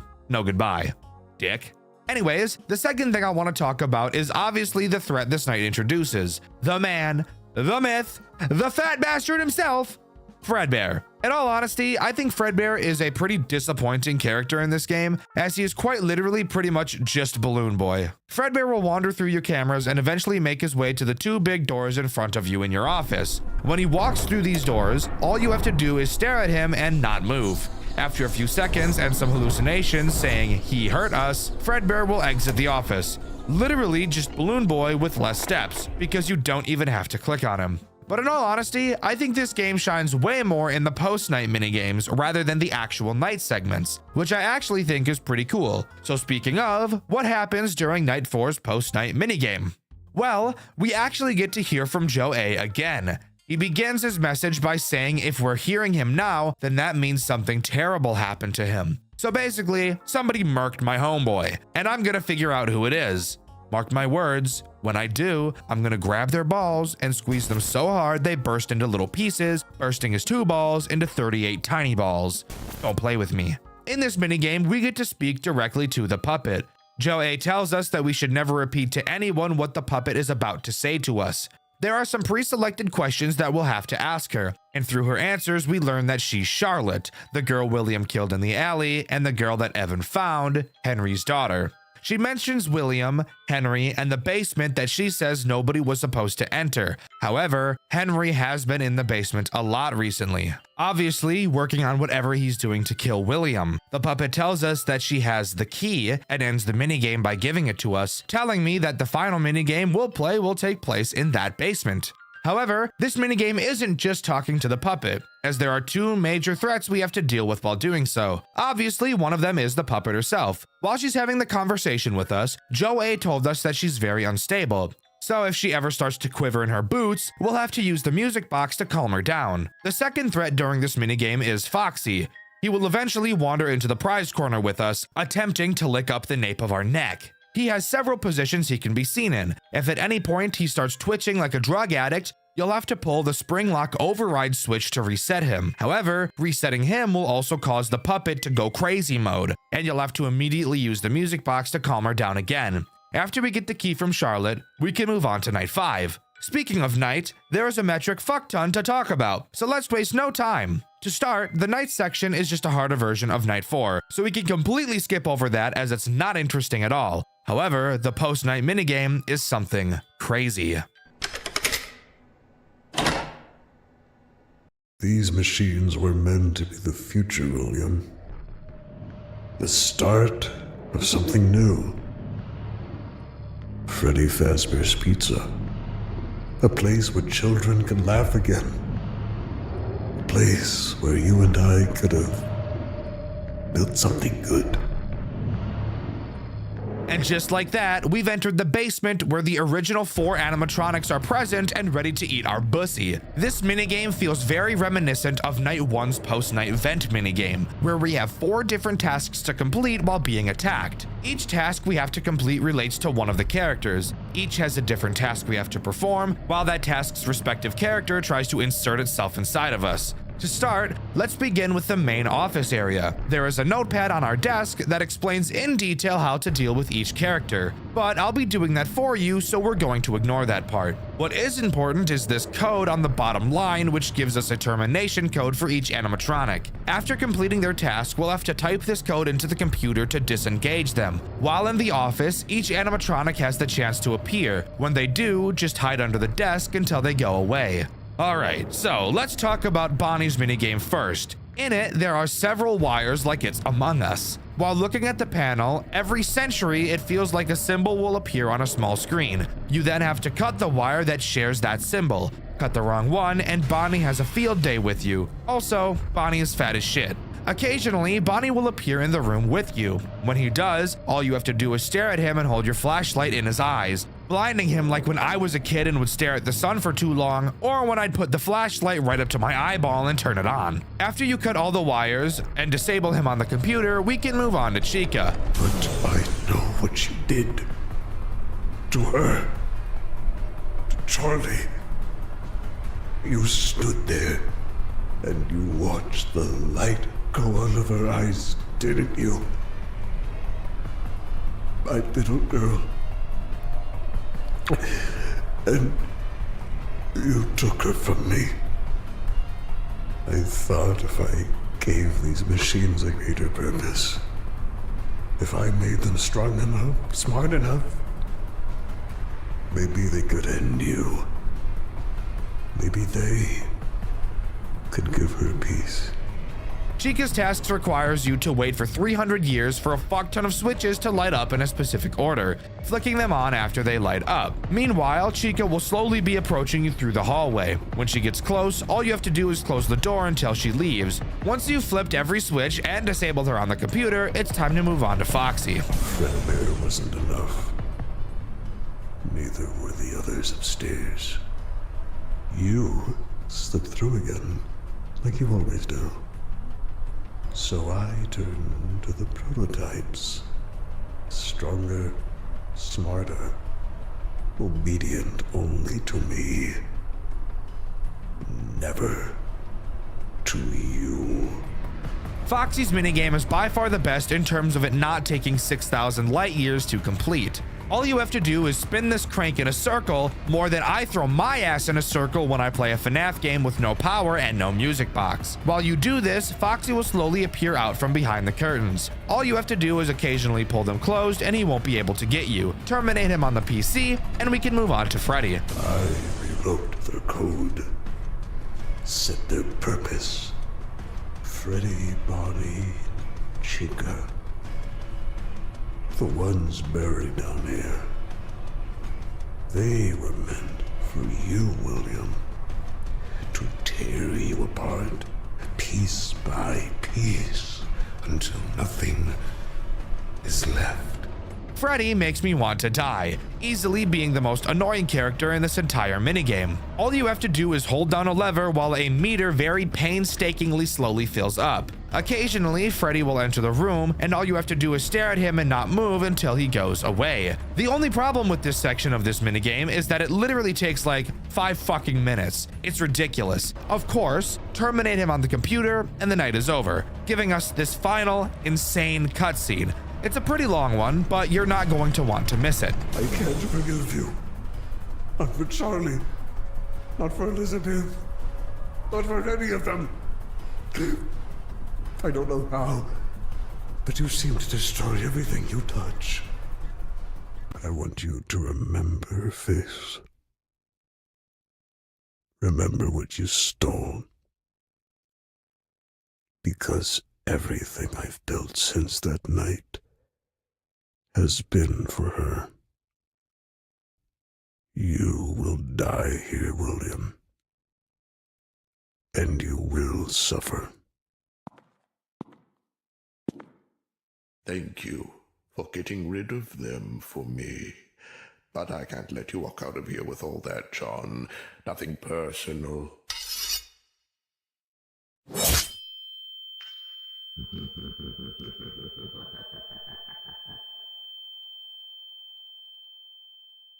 It's Evan's birthday, and all of the kids and William are standing around us. Henry enters and mentions he needs to talk to William. William, being in the spring Bonnie costume at the time, agrees and they head into the back room. Evan goes to follow them, but Michael drags him to Fredbear to do exactly what you'd think. I'll let the rest of the cutscene speak for itself, because it is truly one of the craziest things I've ever seen. Well, look who finally decided to come home. You're here about Charlie. Of course you are. Why'd you do it? You really don't know. It wasn't just about her. It was about you. What? You had everything. The money, the awards, your name on every goddamn news article. Henry Emily, the genius behind Fredbear's. You were the face of the future. I was just the man behind the curtain, building your dreams. You had a wife who loved you, kids who adored you, and Charlie. God, she looked at you as if you hung the stars. Meanwhile, my wife left. Michael hated me. Evan feared me. And Elizabeth. Elizabeth got too close to one of my creations, and I just let it happen. Because that's what I do, Henry.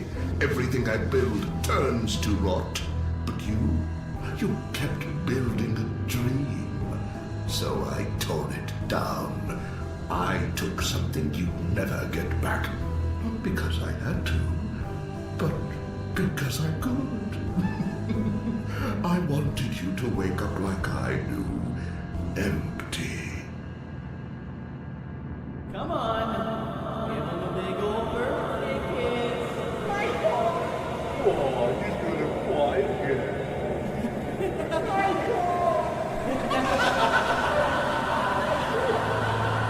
She was just a child.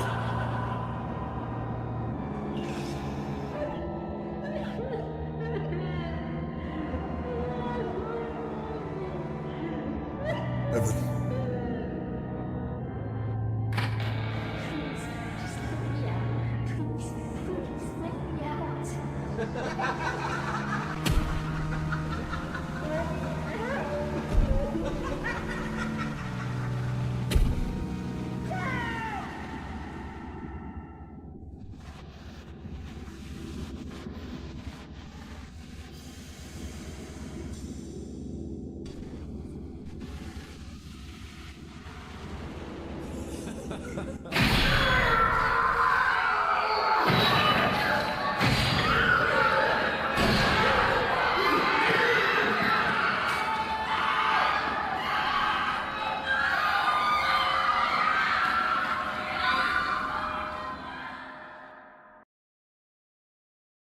Holy shit.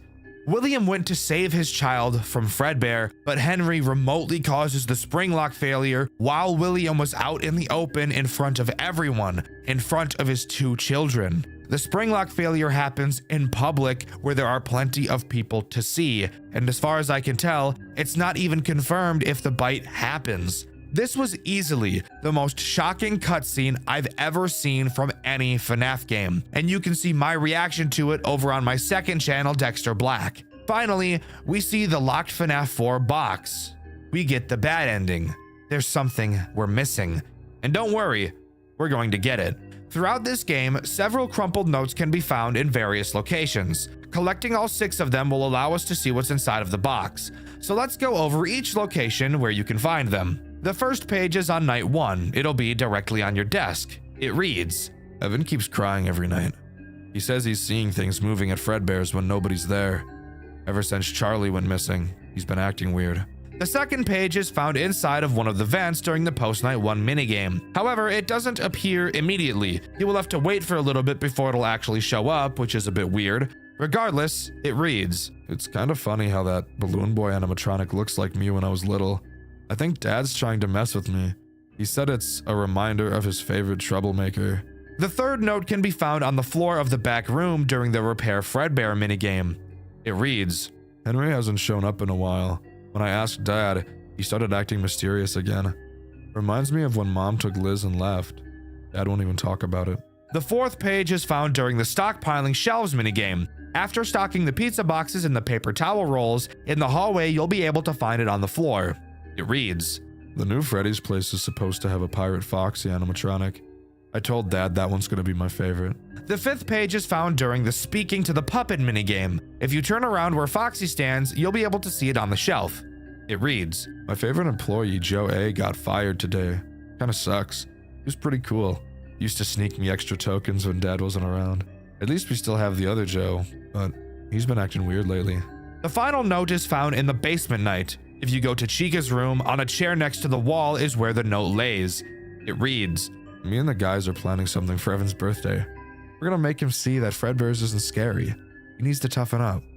Through these notes, it's very obvious that they were all written by Michael Afton. And that last note is especially eerie, confirming that the act that ends up getting Evan killed was premeditated. Now granted, clearly from this note we see they weren't trying to harm him, and it's framed in this game that Michael actually really cares about Evan and wants him to be tougher and not so scared of Fredbear's like we know he is. And nothing confirms this more than the true ending. After collecting all 6 notes, we'll be able to open the FNAF 4 box, and we get to hear from Michael himself.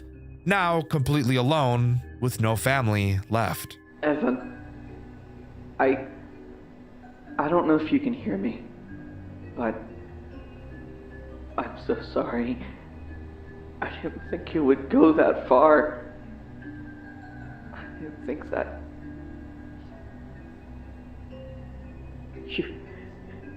you were always scared of that place, and I made it worse. I thought maybe you'd laugh, or at least see it wasn't real.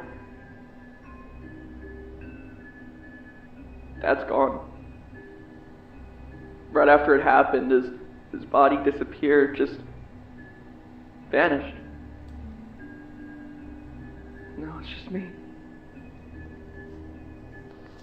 I didn't mean to hurt you, Evan. I didn't mean to scare you. I just wanted you to stop crying.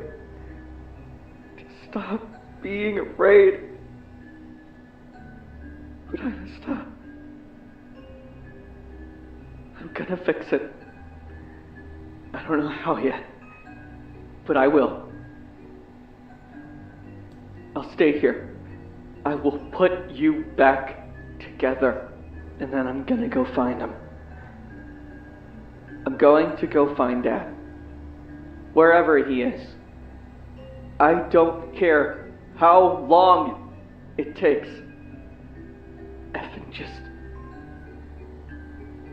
don't leave me too. So, here we learn what will motivate Michael to do what he did in the first 2 Click Team games. After the spring lock failure, William's body disappeared, implying that, as he always says, he always comes back. Michael sets out on his quest to find his father, and Forgotten at Fredbear's comes to a close.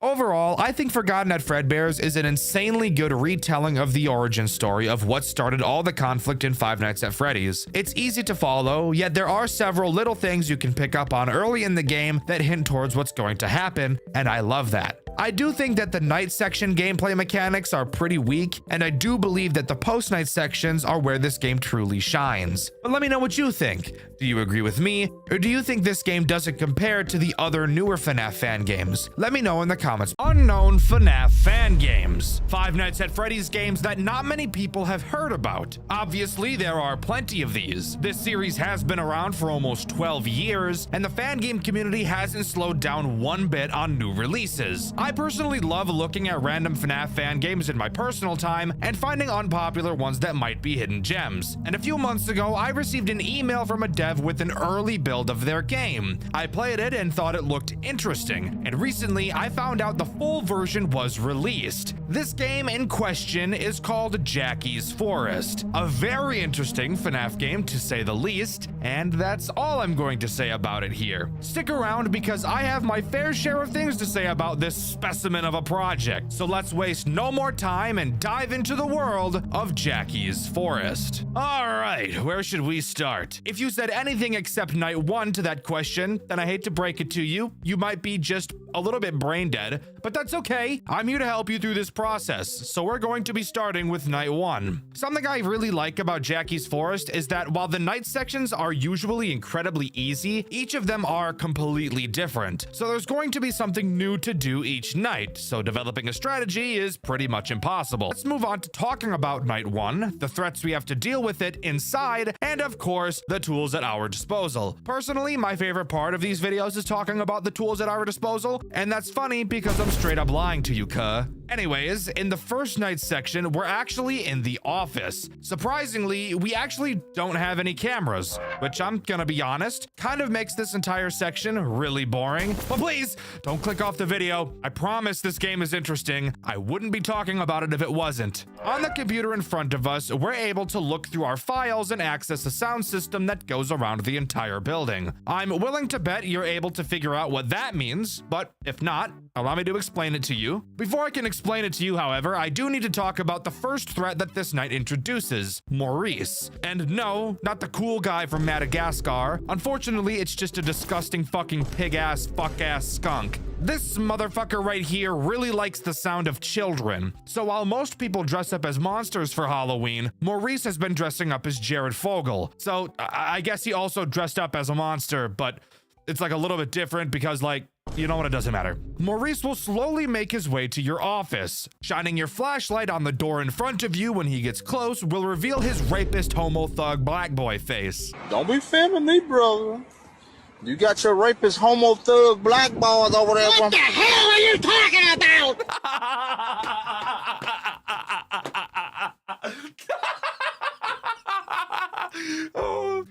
All you have to do when you see him is play a sound from another room in your control panel to lure him away. However, this is where I have to talk about a truly disturbing and butthole-ripping mechanic this character has. Do you guys remember the dreaded 1 in 7 from FNAF 3 with Springtrap? Yeah?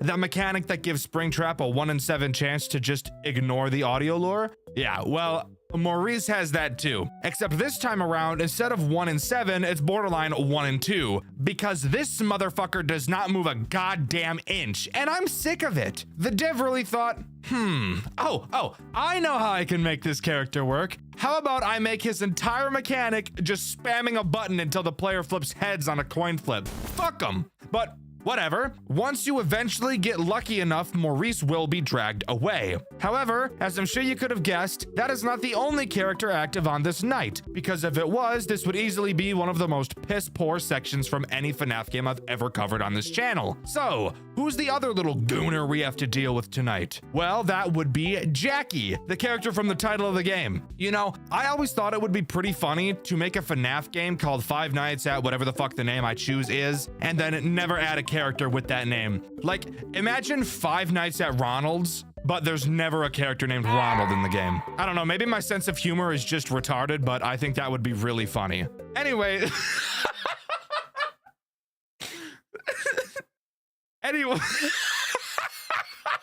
Anyways, moving on to what Jackie actually does. Jackie's goal is to attack you via the window on your left. You can flash your flashlight to that window to check if Jackie is there. However, Jackie will also just make a fuck ton of noise whenever she moves. Once Jackie gets too close for comfort, all you have to do is turn the power to your office off until you hear her leave. And then you're Bing chilling, which is a quote from Martin Luther King, I'm pretty sure. But one last thing to talk about is the fact that this night is not time-based and is instead task-based. So you know what that means? No actual tasks have to be done. You really just have to click a button and wait for a loading bar to fill up and then click another button. So it's really just fucking time-based with a task-based blanket tossed over it. But once you finish the waiting simulator, night 1 will come to a close. But instead of just moving on to night 2, we instead get to talk about a post-night minigame because this game has those too. And trust me, the thought of doing a post-night minigame definitely does not make me want to put a hamster in a sock and start whipping it around like a mace. In this minigame, we need to help a squirrel pack food for a picnic. Seems pretty simple, and simple it is. Our first options for food are a piece of cheese or a fucking boot. Let's think about that, you stupid retarded ass squirrel. Have you ever eaten a boot? No, those go on your fucking feet. Next, she asks us what we can eat with the cheese, and our options are crackers or a fucking broken CD. Dumb bitch, why the fuck? Dumb bitch, why the fuck do you even have a CD that's broken? What could possibly be the point of keeping something like that in your house, Porter? Throw it away, trailer trash. Next up, we've got to add some fruit. So she asks us what kind of apple we'd like to bring to the picnic. Except instead of the options being Honeycrisp, Granny Smith, Gala, or whatever the fuck, the options are apple or apple core. Jesus Christ, bimbo bitch. An apple core? That was on your list of things to possibly bring? You're wasting my time asking me these dumbass questions. For fuck's sake, what's the next question? Let's just fucking get this over with. Next, we have to bring some dessert, and our options are chocolate or a fucking battery. I bet these bitches aren't even charged either. Just some dead ass batteries for us to shove up our ass. No, we're not eating batteries. Are you a baby? A stupid drooling baby? These questions are so simple, for God's sake. Next up, we get to choose a drink. And the options are an orange juice box or unlabeled broken ass bottle with who the fuck knows what in it. I'm just done, guys. This is making my head hurt. No fucking shit, we're gonna take the juice, you dumb bitch! I swear to God, intelligence is chasing this squirrel, but she's just so much faster. Hopefully, she doesn't ask another retarded question, because just like Kanye, I don't like retarded questions. What? Please, next question. Please don't ask me any retarded questions. Now, where should we pour our drink? Are we serious right now? Are we actually so dead ass in this moment? Why the fuck would we pour the orange juice into some fuck ass rusty can with sepsis on it or some shit? And why would we pour it into the normal looking mug anyways? It was already in a fucking box with a straw. Guys, Sandy Cheeks has gotten a big downgrade. I hate this squirrel. But we have one last question. Please, don't be something stupid. Now the most important part. What is the core of all life forms? Oh. A computer chip or a pulsating brain. I don't really know why the brain is pulsating. They don't really do that. It's not a heart, but I guess I'll be picking that one. Cool. Anyways, then we go to the door to see our friends, but before we can leave, she says this. Oh, silly me. How could I forget? We're never getting out of here.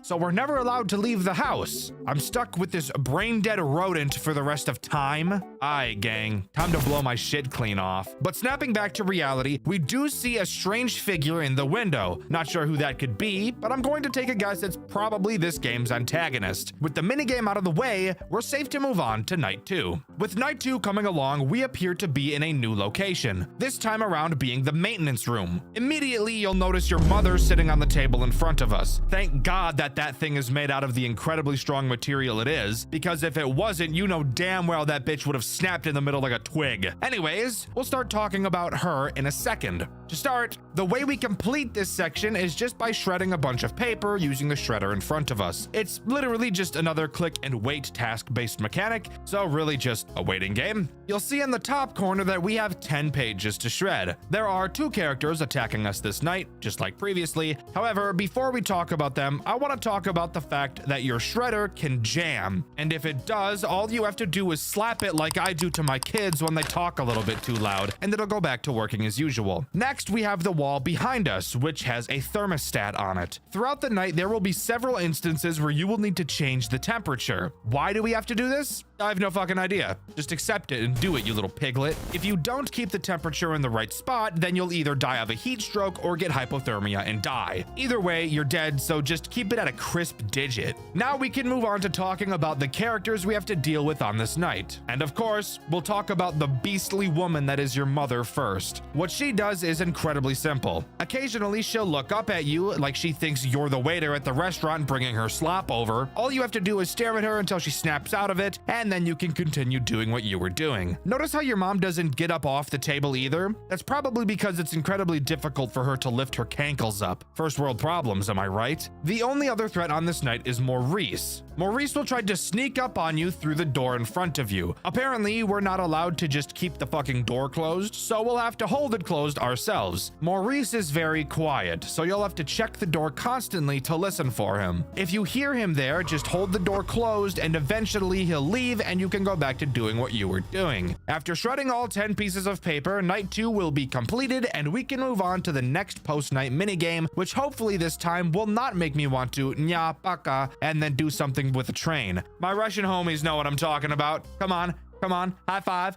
hands up. Yeah, come here, bring it in right now. Come close. No. Okay, that's fine. That's okay. All right, so this minigame is just nearly as infuriating as the last one is, but I'm going to try to hold my tongue for as long as I can. In this minigame, we have to help the skunk that looks like a wolf set up a tent. So of course, the first step to setting up a tent is picking the biggest bag of marshmallows we see. Literally, what the fuck is this? You don't need marshmallows to set up a tent, you dirty slut. After picking the biggest bag of marshmallows for the skunk and his fat fuck friends, miraculously the poles for the tent appear. And I'll be honest, I'm not a big camper myself, but I'm pretty confident that that is not what the poles of a tent look like. Next, we have to pick out enough sleeping bags for everyone that will be sleeping in the tent. All right, yes, that makes sense. Finally, something here that doesn't piss me off. And when we select the correct number, somehow the tarp is placed over the tent instead of the sleeping bags appearing. Fantastic. This makes so much sense and totally isn't about to make a blood vessel in my eye explode. Next, we need to pick a super long rope. Now, at first, I thought we would use these ropes to connect the stakes that we're going to put in the ground. But instead of that, after selecting the longest rope, we just put the stakes in the ground and just punch that rope into the fucking woods or something, because as you can see, they're nowhere to be found. After we finish the tent, all we have to do is wait for the other people to arrive. Except while we're doing that, it appears that Maurice is hit by a fucking semi or something. I have no idea. That's what it sounds like, but we don't really see anything happen. Just this disgusting render of him staring at us. But with that, we can move on to night 3. On night 3, we're stationed backstage. Once again, we do have 2 threats to deal with throughout this section, and a task-based minigame that's just clicking and waiting once again. So let's talk about that first. We're tasked this night with deleting show stage sequences from, I'm assuming, the robot's AI? I'm not really sure, but luckily for us, what we're doing doesn't actually matter all too much. We do, however, have a fuck ton of them to delete, so this night will likely be the longest we've done so far. Anyways, on to the threats on this night. Once again, we have your mother, so let's talk about her. She will just try to walk up on you because she heard you have meat in your pants. Gross, not the type of meat we're talking about, you fucking buffoon. Once you see her, all you have to do is open up your panel and activate her sound sequence and it'll make her go away. Fun fact, the sound that actually lures her away is just the Burger King jingle, which really goes to show how down bad your mother is for food. She's eating Burger King? I didn't even think she would stoop that low, yet here we are. The other character active on this night is Jackie. You'll be able to see her on stage, which we are directly behind. Occasionally, she will leave this stage, which means in a few seconds, she will approach you. When she does, all you have to do is hold your light on her and she'll start shaking like the cashier at Wendy's when I hold him at gunpoint. And then she'll go back to the stage. But that's really it. While this night is probably the longest so far, I do feel it's probably one of the most underwhelming. But then again, if I'm being honest, the gameplay in this game as a whole is pretty underwhelming. Anyways, let's move on to the next post-night minigame. Just kidding, fuckhead. There is no post-night minigame this time around. Instead, we're just booted to night 4 because we're not allowed to have any fun apparently. So, on night 4, we set up shop in the playroom. Why? Well, apparently we were chased in here by animatronics or something. I'm not really sure why we're here because we're never explicitly told, but we can work with it. Phone Guy tells us that he'll try to work on activating the speakers to get the characters to fuck off for long enough for us to escape. But in the meantime, we'll have to defend ourselves from 3 characters instead of just 2, except it really is still pretty much just 2, but I'll explain why in a second. Let's start by talking about Jackie, since she can't seem to leave our nuts alone. Bars. She will attempt to attack us from the playhouse door. When we see her, all we have to do is close the door and she won't be able to see us. You'll also notice that unlike the door from night 2, this door doesn't have to be held closed and can actually be toggled. So what's stopping us from just holding the door closed the entire night? Well, that would be because of your fat fuck mother. That's why. She's programmed to play hide and seek. And while the phone guy says it's to play it with the children, I personally happen to know that it's really because she plays hide and seek with the waitresses and tries to hunt down the food they're carrying out to the tables before they can get it to the customers. I'm no idiot. So yeah, all you have to do to avoid her is just not keep the door closed for too long. So she really doesn't have a mechanic. She's just a consequence to abusing another mechanic. So for that reason, I'm saying she really doesn't count as a character on this night. Who does count as a character is the actual other threat on this night. The skunk dick. He will try to attack you through the playhouse window. During this night, you're equipped with 15 balls. Why? Because he's a dick, that's why. Whenever you see Maurice appear outside of your window, just throw one of the balls in his direction and that'll distract him for a while. We obviously can't spam these balls since we only have 15 of them, but if we need to, I'm willing to BME Pain Olympics myself to get 2 more. But with that, that's really all we have to do. No task this time since we're surviving, so it's a pretty typical sit and survive kind of night. But with that, this night will come to a close and we can move on to the next post-night minigame. In this minigame, we have to help your fat shit mom bake a cake. She says it's because she invited her friends over for a sleepover, but we all know your mom ate her friends because she was hungry. So she's really just baking this cake for herself, fat ass. To start, we need to grab the butter. Thankfully, it appears this time that there's nothing fucking stupid to piss me off. The only thing that really does so far is the fact that the egg, for some reason, has way more white than yolk. Like, way more than usual. That does not look natural at all. Somebody has got to check the chicken that shot that fucking thing out of its dick. Eggs come out of the dick, right? Next up, we gotta add sugar and mix that shit up like I do with all of the babies in the nursery while the nurses aren't looking. Next, we add the fuck-ass egg and the vanilla extract that smells way better than it tastes. Finally, we mix it again, add in the flour and the milk, and mix it one last time. I've made a few cakes in my time, and I'm pretty confident that we used these ingredients out of order, but fuck it, I don't really care. And while the cake is being baked, we're asked if we can find the TV remote since they're all going to want to watch something. And while I'm sure you can tell by looking at your screen where the remote is, what is much more interesting to do is slowly looking to our right, where we will begin to hear the sound of a dog scratching at the door. Click on the door, and we see this. Are you lost, little one? I'm looking for my dog. A little white one? Yes. Have you seen him? Yes. He's here with me. He misses you a lot. I was looking for his owner. Can I please see him? Of course. Come with me.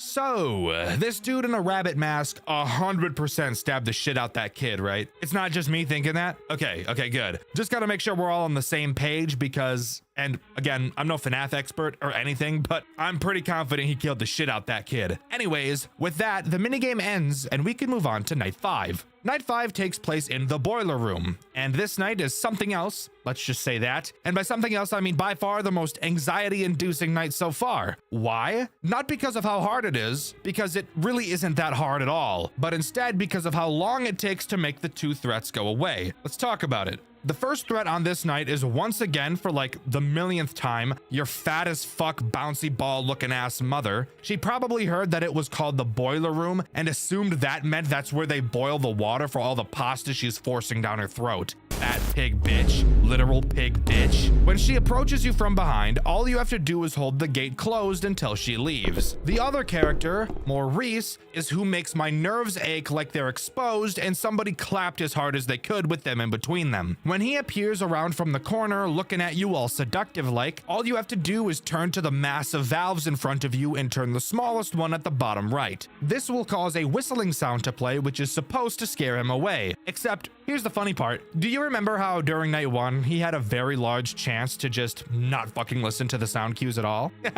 Yeah? Well, he does that here as well. Isn't that just so fucking awesome? Hell yeah, it is. We love that. This is why this section is so nerve-wracking, because this dude just doesn't ever leave. I love it. Anyways, on to what we actually have to do to complete this section. It's pretty simple. The phone guy will slowly read off different pipe colors in a specific order, and we'll have to turn the corresponding pipes in the boiler room in the correct order to complete the night. Very easy, but not so when the fucking skunk won't hop up off me. Once we get close to turning all the valves, you'll notice that if you turn around, the stupid squirrel will be present instead of your mom. Very weird, since as far as we were aware, she wasn't supposed to be showing up at this time, so why is she here? After finishing all of the valves, the building shakes. Turning around, we'll see the gate is open and the squirrel is gone. And soon after that, the building shakes again and we black out and the credits roll. Closed down restaurant is burned to the ground by boiler failure.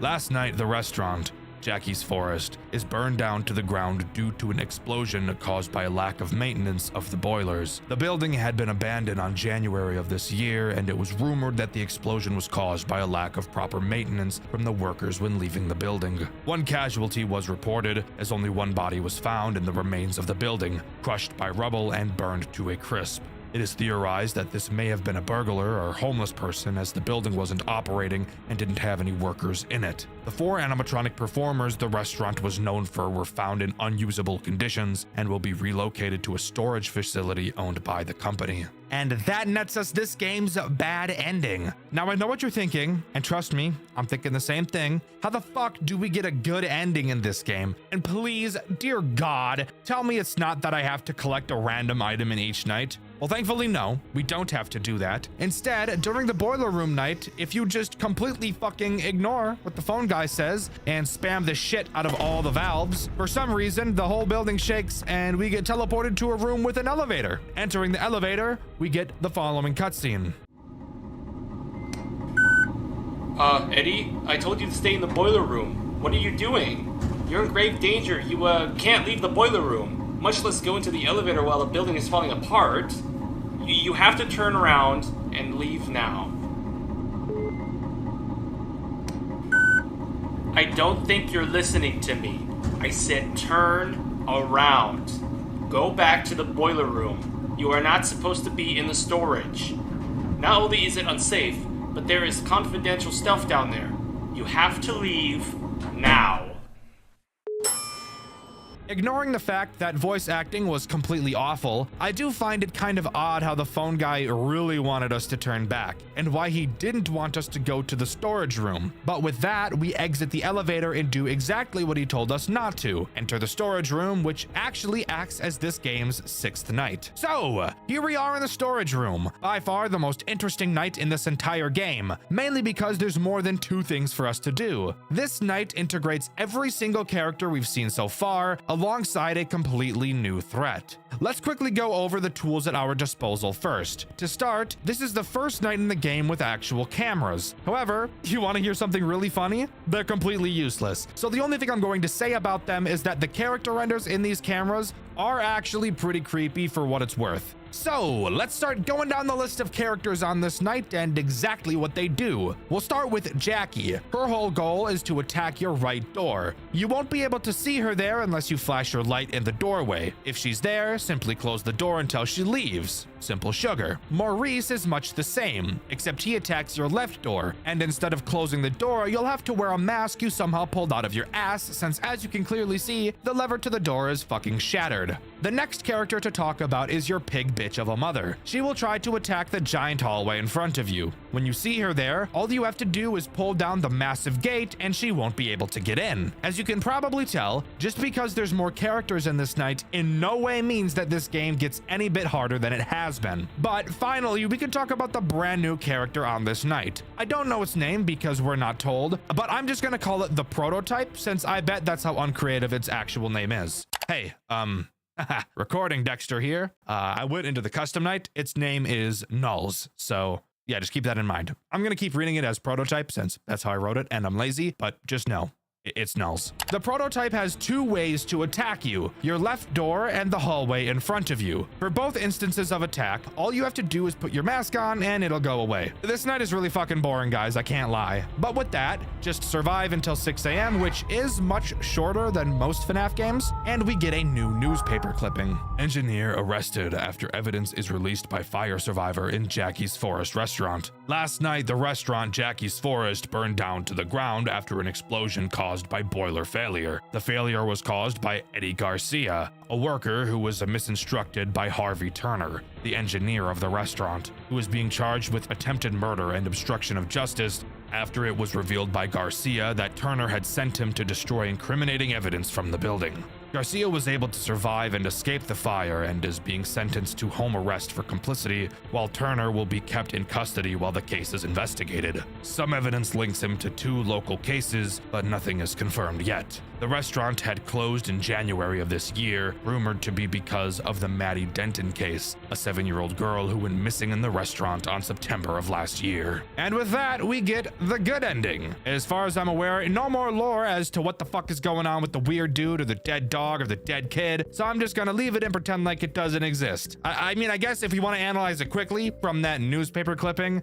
it's kind of hinted that Turner, or the phone guy, is the one that killed the girl and the dog or something. I don't fucking know. But with that, that's all Jackie's Forest has to offer. Like I said, I was actually sent a demo of this game a few months ago by the devs, which only had the first 2 nights. And I remember thinking that this game could do something pretty cool if they polished it up a bit. And while from the demo I got, the game has definitely gotten a small upgrade, I figured I should give it a white video the moment I saw the full version was released. Overall, Jackie's Forest tries to do a lot of things, but I personally think it falls short in all of them. I don't think it does a very good job at telling its story, considering I was literally able to piece together pretty much none of it. I know there's at least 1 dead kid and a dog and some weird stranger guy that probably killed some kids, but who is he? What does the prototype thing have to do with anything? And who are any of the characters besides our own and the phone guy? That's just completely unknown to me. And on top of that, while each night is unique and I do really like that, I just feel like each night could have had something more. Because as this game stands, while I do like the character designs, I do think that those are the only memorable parts of this game.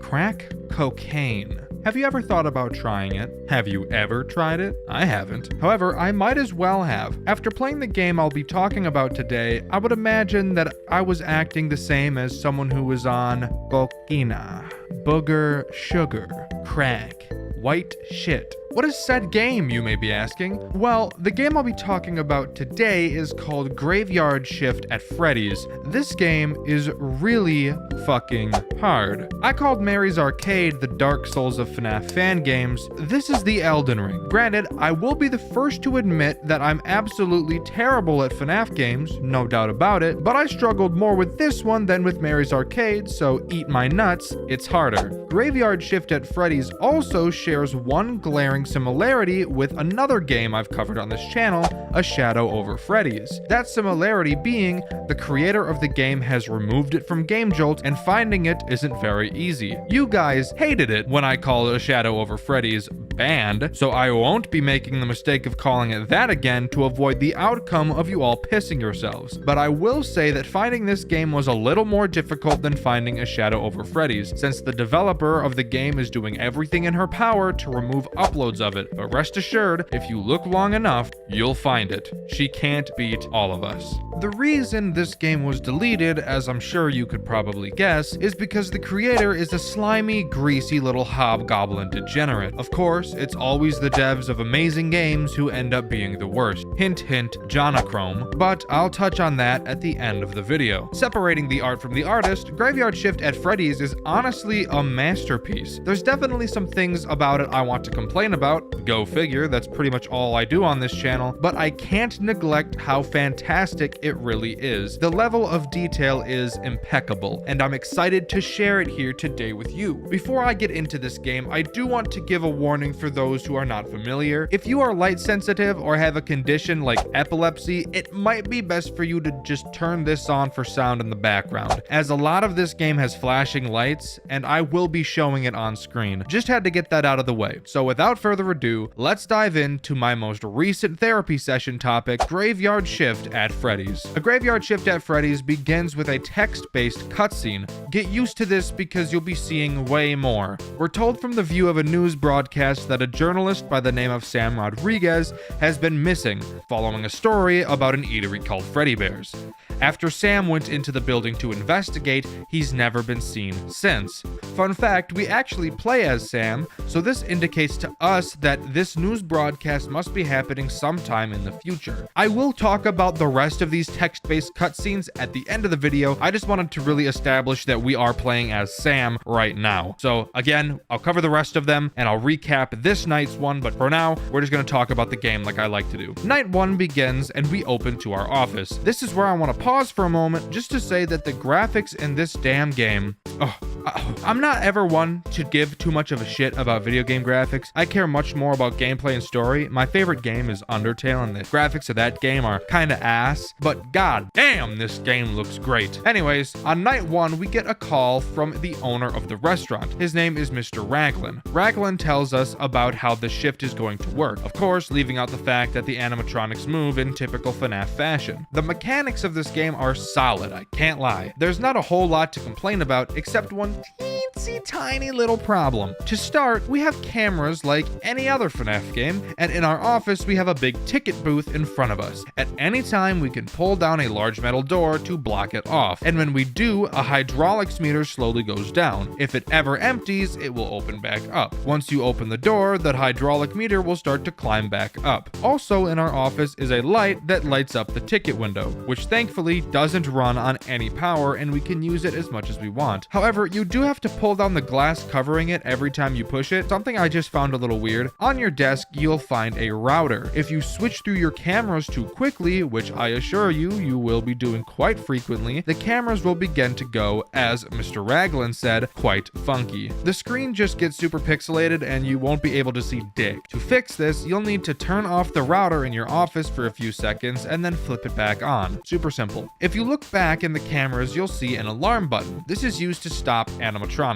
I know that explanation is vague, but once I start talking about the animatronics, it will make much more sense, so just hang in there, champ. Lastly, you might notice the other button in the camera, mentioning a speed up. Remember when I mentioned there's one teensy tiny little mechanic I'm not the biggest fan of? This is that mechanic. You might notice there are no camera buttons. That's because in a Graveyard Shift at Freddy's, you have no control over the cameras. No. Instead, there's a switch time visible on the cameras that slowly goes down. Once it's empty, it will automatically switch to the next camera, starting from camera 1 and going to camera 7, then restarting at 1 again. Using the speed up button will make the time go down significantly faster. You can, however, drop your camera to stall this timer. If it hasn't yet sunk in how soul-suckingly excruciating this mechanic is yet, just give it a bit. You'll soon understand. There is one more mechanic in this game, but it isn't introduced until Night 3, so I'll cover it then. But now, I should probably talk about Night 1 and the threats it poses. In Night 1, there's only one threat, and that's Bonnie. Bonnie will move around the cameras until he moves into an attack phase. There are 3 different ways that Bonnie can get into your office. How is that possible if there's only the ticket window? I hear you asking in anticipation for my genius 200 IQ response. Well, in addition to the ticket window, there's actually a door to your office behind you. Some animatronics will be able to attack you from that door as well, but if you really want to shart your pants, the catch is you can't fucking turn around. So, how do you deal with animatronics that attack from that door? Well, that's simple. You just don't let them get there. And that's where the alarm mechanic comes in handy. Most places Bonnie goes aren't very important. There are only 2 cameras that really matter when it comes to Bonnie, camera 5 and camera 6. When Bonnie first reaches camera 5, he will be in either one of 2 locations. One location where he's standing in the middle of the room, which I will be calling the safe location, and another location where he's standing right next to the employees only door, which happens to be pretty much right behind you. I will be calling this location the bad location. If you ever see Bonnie in the safe location, then you know you can just let him keep moving, as he will always move into camera 6 next. But if Bonnie is in the bad location, you'll have to use your alarm to distract him, and when you do, he'll very creepily look at you, which I think is really cool, and once you use the alarm on him, you'll know that he'll move to camera 6. Once Bonnie has made it to camera 6, he once again has 2 locations he can be at, a safe location where he's standing far away from the camera, and a bad location where he's standing close to the camera and peeking around a corner or doorway. I can't really tell. It's kind of hard to see on cameras a lot of the time. Same with camera 5. If Bonnie's in a safe location, you can ignore him, and if Bonnie is in the bad location, you just use the alarm on him to distract him and set him on the right path. Sounds difficult? Well, keep in mind, you can't really check cameras 5 and 6 because of the stupid fucking timer. Once Bonnie makes it to camera 6 and is in a safe location, or has been distracted by the alarm, he will then skip camera 7 and go straight to your window. This is another point where I really just want to sit back and look at how amazing this game's animations are. When Bonnie, or any animatronic for that matter, comes to your window, the animation quality they have while doing so is incredible.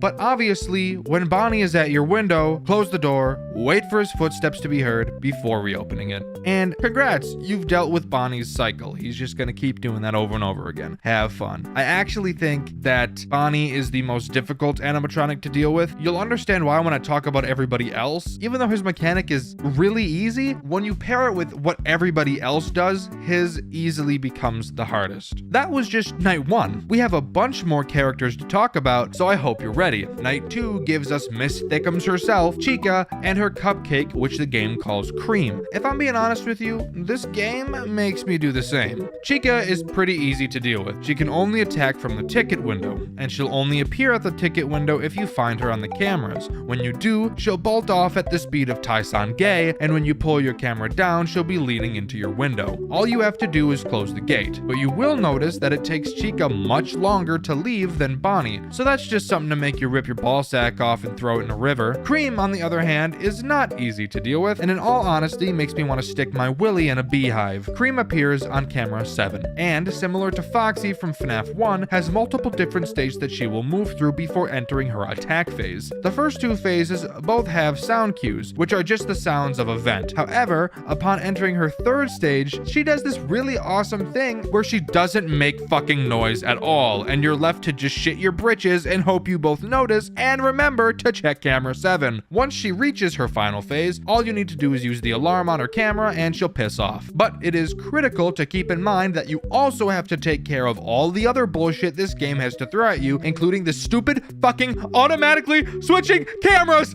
I can't handle it. Night 3 introduces a character that makes me want to wipe my ass with sandpaper, Barry the Bat. Barry adds something that this game didn't need at all, something so atrociously frustrating that I want to rip all my teeth out, get dentures, and then rip all the teeth out of the dentures. Barry the Bat effectively acts as a music box. In a game where you can't fucking control which camera you're looking at, isn't that fantastic? No.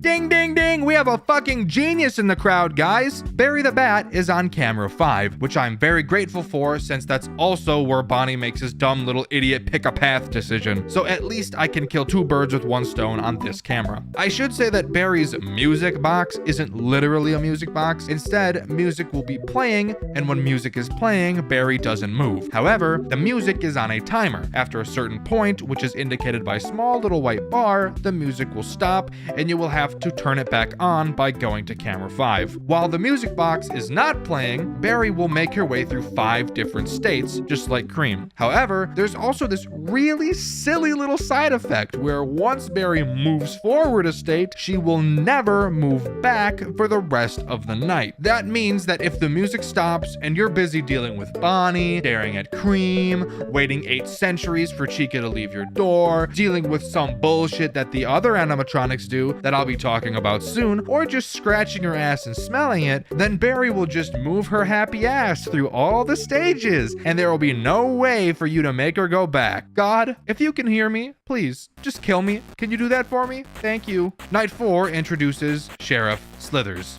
Look at this little fucking goon. This little ugly, slithery shit. This little goop-ass snake. I just fucking... This motherfucker right here rapes me with that hat on. He rides me like a cowboy, ropes me up with a lasso and stabs me with those little stupid boot spikes. I hate this little idiot so much I can't even describe it to you. This little moron right here is why this game is so goddamn hard. Let me explain.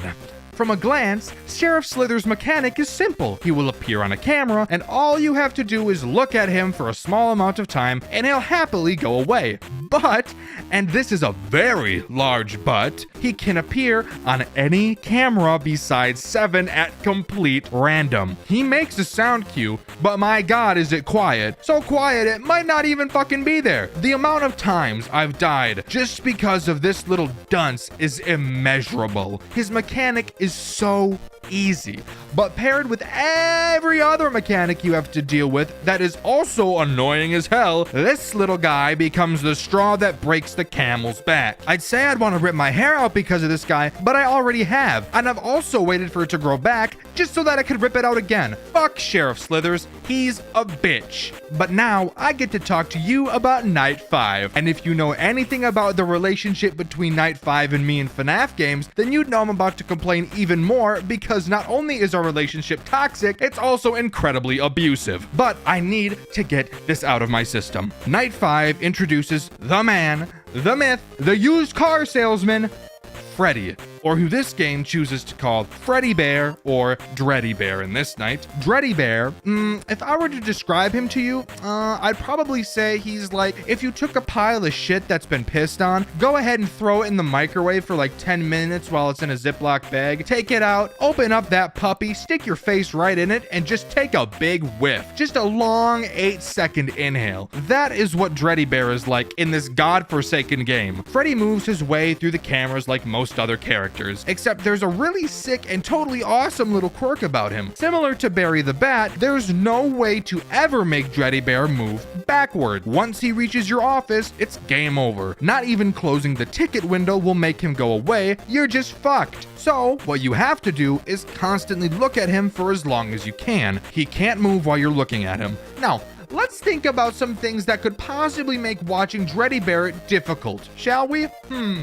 Well, to start, there's Cream, who you constantly have to check up on after you hear her second sound cue. Then we've got Barry, whose bitch ass needs me to watch her camera for when the music stops playing and starts throwing a little temper tantrum. We can't forget my favorite little fucker, Sheriff Slithers, who can appear on any camera at complete fucking random. Oh, and let's not forget the most infuriating part about needing to constantly watch the character. It's kind of fucking hard to do that when the cameras switch on the goddamn own and there's jack fuck shit I can do about it. So Dreddy Bear, Dreddy Boy, Dreddy Butt, Dreddy Bitch, Dreddy Boo isn't super fun to deal with. But just for a moment, let's imagine what it would be like if you were to beat Night 5. In fact, I'll even show you exactly what happens. What reward do you get for all of your suffering? Come on, let's take a look together.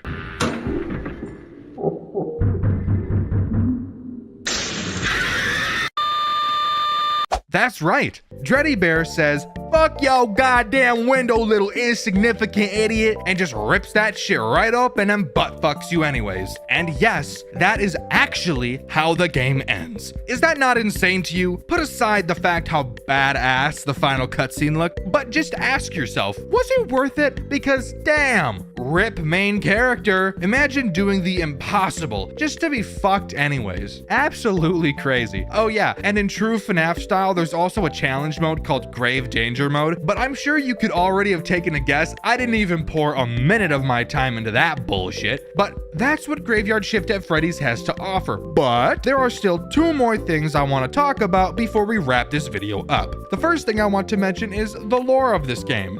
Remember at the beginning of the video when I said I'd get back to those text cutscenes?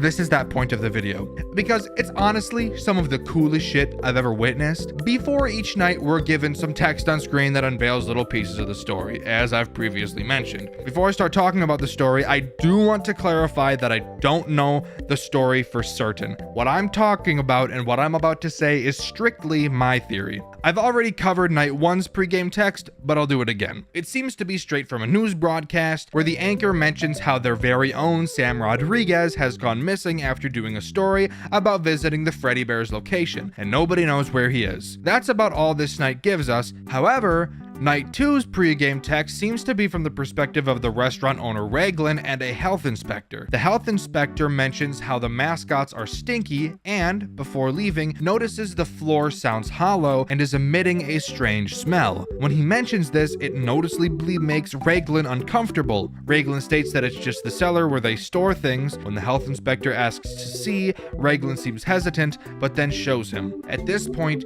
we don't learn what's down there, but we'll get back to that shortly.